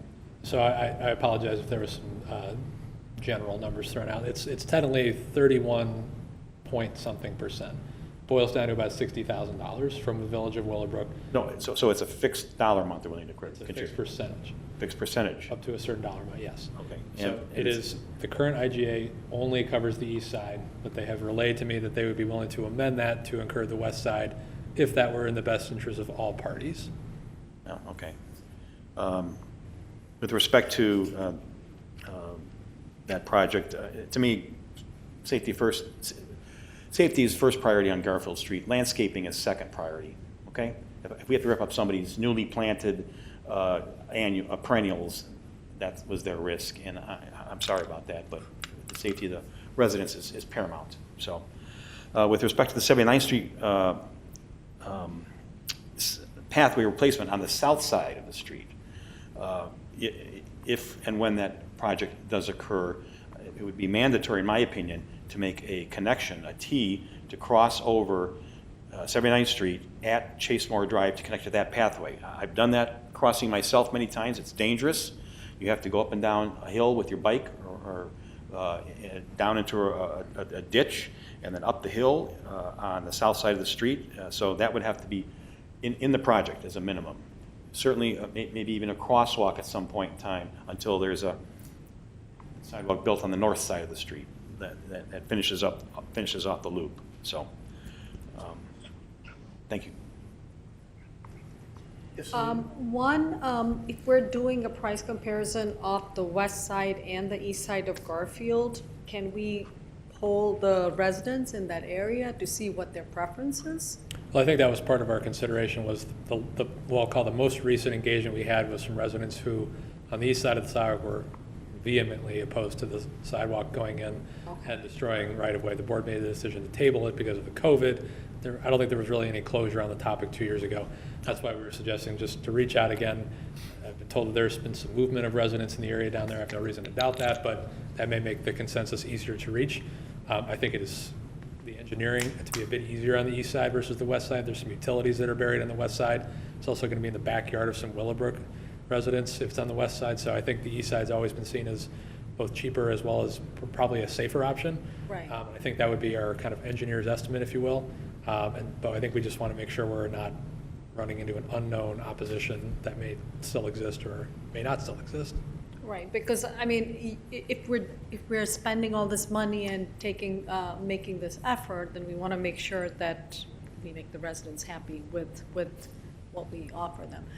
For the 79th Street, Trustee Francis had this option where you could have like a pathway to the south side. Could you pull the picture up again, please, so I can see what I'm talking about? South side of the street, can we see both cost options? Because I believe that's a quicker fix where you have. And I think that was kind of I think I heard yes to both options from Trustee Francis would be, we'll just call it there just for today. But in effect, you'd have a dedicated sidewalk there, and then it'd be an inclined curb sidewalk going on 79th Street pathway on the south. But what you can't see there is the ditch that you have to go down and then go up the hill to get to the Better south, view of it there. the pathway on the south side of 79th Street. Right, that's why it would have to kind of work with the hill a little bit to make sure it wasn't extremely steep. Regraded and engineered properly. So. How would people cross it? They'd push a button to cross the street, or? I think some of our very early sketches would be some sort of push button strobe, and that would be similar to what's planned for Wolf Road at the school. They're pretty common in the area. There's actually one on the county line going toward Catherine Lakey Park. It's on a stalk right there. If you go by there, you can see that one. But they're pretty bright. They're pretty easy to see, especially when it gets darker. But I think Dave and I had kind of talked about somewhere in here possibly, just because the grade might be a bit simpler. But I think we're definitely willing to and able to give weight to both options, and we don't have to pick. Anyone else? Trustee Snyder, do you have any comment or question? No, I do not. Okay, here's where I think we are historically and to the moment. As I reiterated, the Pathway Commission wanted the Garfield Street sidewalk to happen, and we had kind of budgeted for it at one point. We had to move some of those funds around because of the County Line Road project, I think. But in any event, I think that was always the next one that was going to be done. So I don't think that's on Garfield. I think that was our next biggest lift. I thought there were two priorities in front of it. I thought this was priority number 3, was the Garfield. Their recommendation. Two other priority sidewalks in front of it.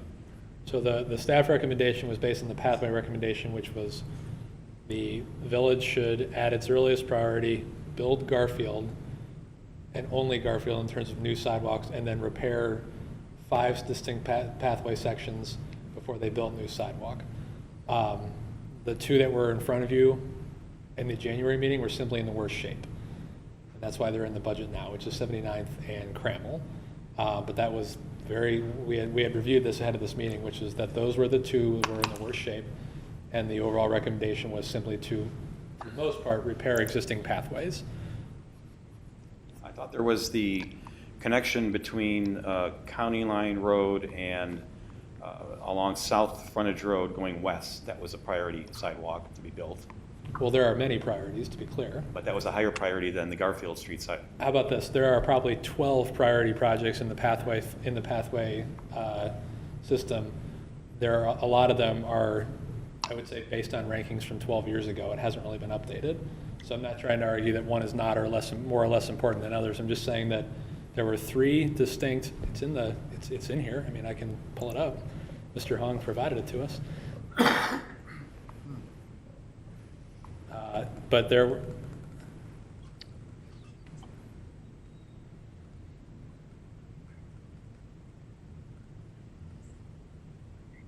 So as you can see, these are a number. There are future projects that they had in here, high priority projects. As you can see, some of these are. I think there's one more here. I'm sorry. We'll just stick to the high So priority. here's Garfield at 7th. There are a number of projects in here which you would quote maybe scored higher, just based on the plan. But again, this is from 12 years ago. We were using the Pathway Commission's most recent recommendation, which is what came out in December of 21, which was to simply work on Garfield and to repair our existing pathway systems. Again, we're taking direction from the board. If there's another direction you want to take, that's completely fine with us. But that's why this, particularly Garfield, is in front of you tonight, is based on the public comment that has requested consideration of this, as well as 79th, which has also come to the fore. These are the 2 we felt had the most public sentiment in front of us right now, and we wanted to make sure you were aware of that to make decisions that were best for the community. Thank you. Okay, so I think in terms of new sidewalks, I think Garfield was the one that's the priority that the Pathway Commission wanted. Again, my memory was that we waitlisted them because of COVID, and we were just not sure what was going to happen with budgets.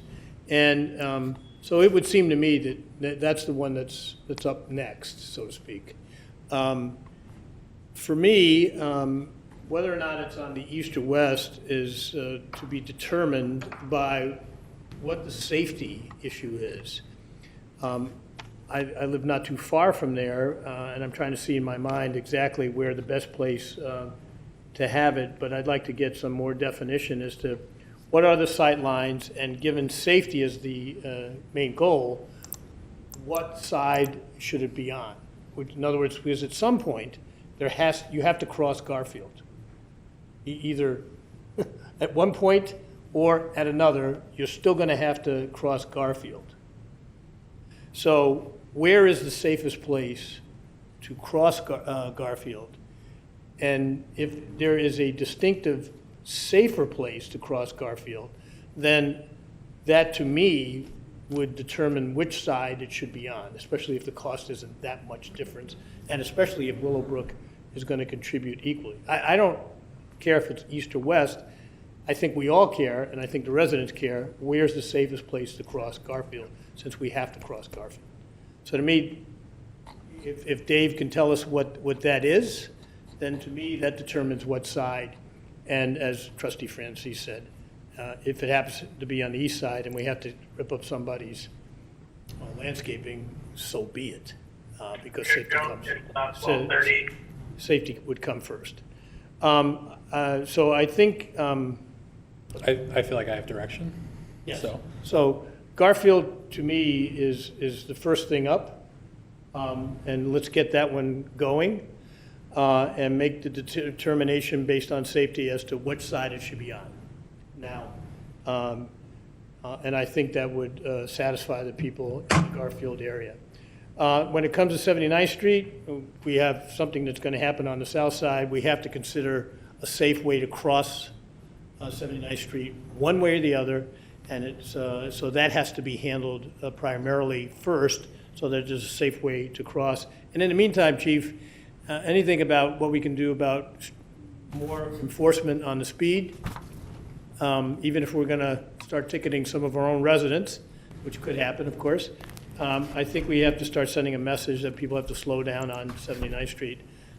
We have some pretty strong testimony, if you will, that there is a speed problem there. And so we'll capture how to safely cross 79th Street, and then we'll have to address what we can possibly do in terms of cost in building a pathway. In my mind, a footbridge. I don't know, but we should get a little creative and see what Cook County will let us do, because we have some restrictions there. And now, when you throw Cook County into the mix, God knows what we're going to be up against. But we'll take that. So, in summation, 1, Garfield Street, safest place to cross east or west. Let's get that going. 2, next, crossing 79th Street safely over to the south side. And 3, can we get the connecting path to the Ambiance path? We'll do that as expeditiously as we can. We do have some ability financially, again, because this village is so well run. Fiscally, we'll get those 3 things done in that priority. Garfield, crossing 79th Street, and then the north side of 79th Street. Is that the consensus? It is? Trustee Snyder, you okay with that? Yes, sir. All right. You've got some direction. Thank you. Nothing further. We are good on the budget. Thank you. All right. My rule of 2-hour meetings is getting broken tonight, but, and again, thank you for all the resident input. This is welcomed. Yes, thank you. Do you want to say something? Oh, yes. Oh, okay. Sorry. Go But ahead. hello, Mayor. We met. Yes, I'm a resident at 84 Upper Meadowbrook Drive. yes. Can you take your mask off so No, we I can? can't. Oh, you Can I can't, get the okay. name? Could I get the name? And you understand. I'm sorry, you have to say your name again. My name is Anna. Nice to meet you all. Anna what? Could I get your last Last name? G-A-S-I-O-R. You pronounce it however you like. G-A-S-I-U-R. GASIY. And I'm here about the nuisance trucking business in my backyard. You're aware of that? Yes, I came over and I think I even. That's right. I I'm even going walked through for- the bushes. There we go. I feel bad about your fence issues getting muddy. Nothing has changed. 4 years I'm going.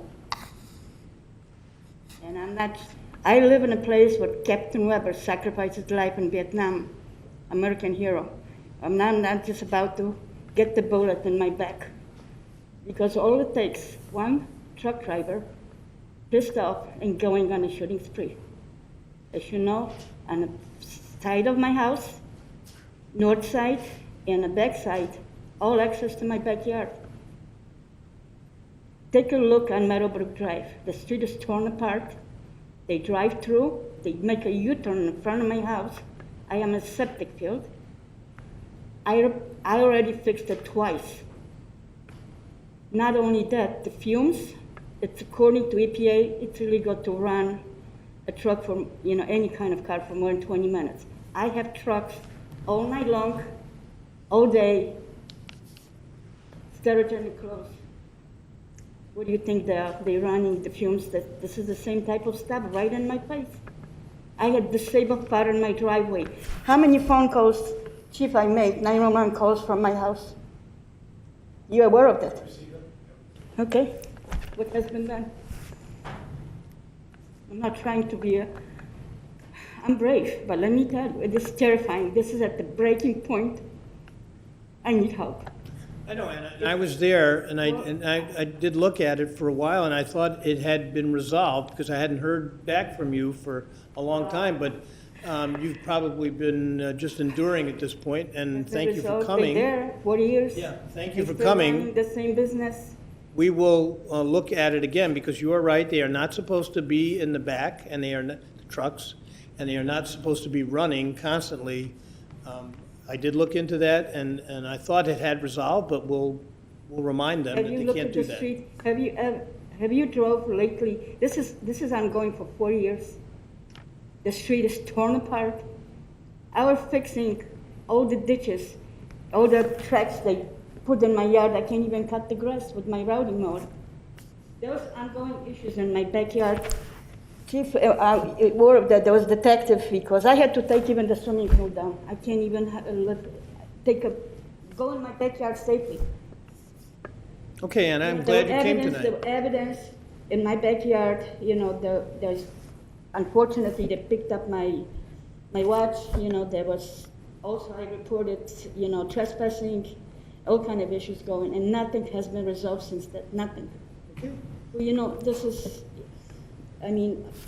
aren't the police aware of, the situation and contacting you guys, and what can you do about the safety? I can't stay quiet and just keep on, being afraid or fixing stuff what they damage, and also, where do you think they're going to the bathroom? In my backyard. Because they live there. They run the trucks, and it's not just the noise, the fumes, it's everything all together. It's terribly wrong. We're talking about safety in Berridge. Well, you should start in the Meadowbrook. Maybe the camera should be put on the end of my street. All around the 3 buildings face right around my house. What kind of activity are going there? Because I hear it all. There's God knows what, arguments, terrifying. All right, and thank you for coming. I would like some answers. What are you going to do about it? I wouldn't mind to put a fence like it's next to the highways, at least to protect me in some point, and all the residents on Meadowbrook Drive. There's children, there's school bus going down the street. This is ongoing. This is going to be 50 years. Well, thank you for bringing it back to my attention. I had been there and spoken to you, and did go, and myself, I actually spoke to the trucking company there and thought it had resolved. And so thank you for coming back, because Why there's trucks in my backyard? Is there a reason? Anna, tonight, I don't know, but I will try to find out, as I did the last time. There's no truck stop in my backyard. Is there a reason you're allowing that? You're allowing for safety? We're not allowing it at all, Anna, please. Are you going to do something about it? And we will try to. Yeah, can you promise me you're going to do something about it? I can promise you, yes, I can. I can promise you that I'm going to do something about it, and I'm going to start with the police chief and get the history, and we'll go back to the trucking company, and if they have to be cited, they will be cited, and we'll try to solve it for you, just like we did. But nothing, they didn't solve the problem. I get it. According to the police, they're paying the tickets, and they're still there, and they're still abusing psychologically, physically, and financially the whole neighborhood of Meadowbrook. Anna, I've promised you that I will address it. The board certainly will address it, and we will talk to the chief and see what we can do about it. You have my promise. Please do, before it's too late, because it's already at the breaking point. Somebody lost their life, and I hate to be the one, or my daughter, who's going to get the bullet. Okay. Because all it takes one crazy person, and this is all accessible. Put some fencing around my house, please do. Before it's too late. Thank you. I'm not asking for sidewalks, anything fancy, you name it. I've been decent residents 40 years. What do I get? Nice place to live in Berridge. It's been a nightmare the last 4 years. Okay, thank you. I appreciate you coming tonight. All right. This is a further update on the budget. This is where we were. We're done with that for tonight, and we'll have to pass the budget. It'll, by law, at the next meeting, April 11th. All right, that will take us to public comment. We already had Anna. Is there any public comment? No further public comment. Okay, reports and communication from village officials. Anyone? Hannah already stole my thunder, so. Okay. Good job, Anna. I will tell you that I was present. I believe Anita was present. Trustee Francis, Illinois Senator Duckworth was here over the culvert issue by Elm School. Thanks to hard work by our staff, Senator Duckworth's staff, we were able to get a rather significant federal grant to better provide for the repair of the culvert that is failing there. There was a news conference and the senator was there.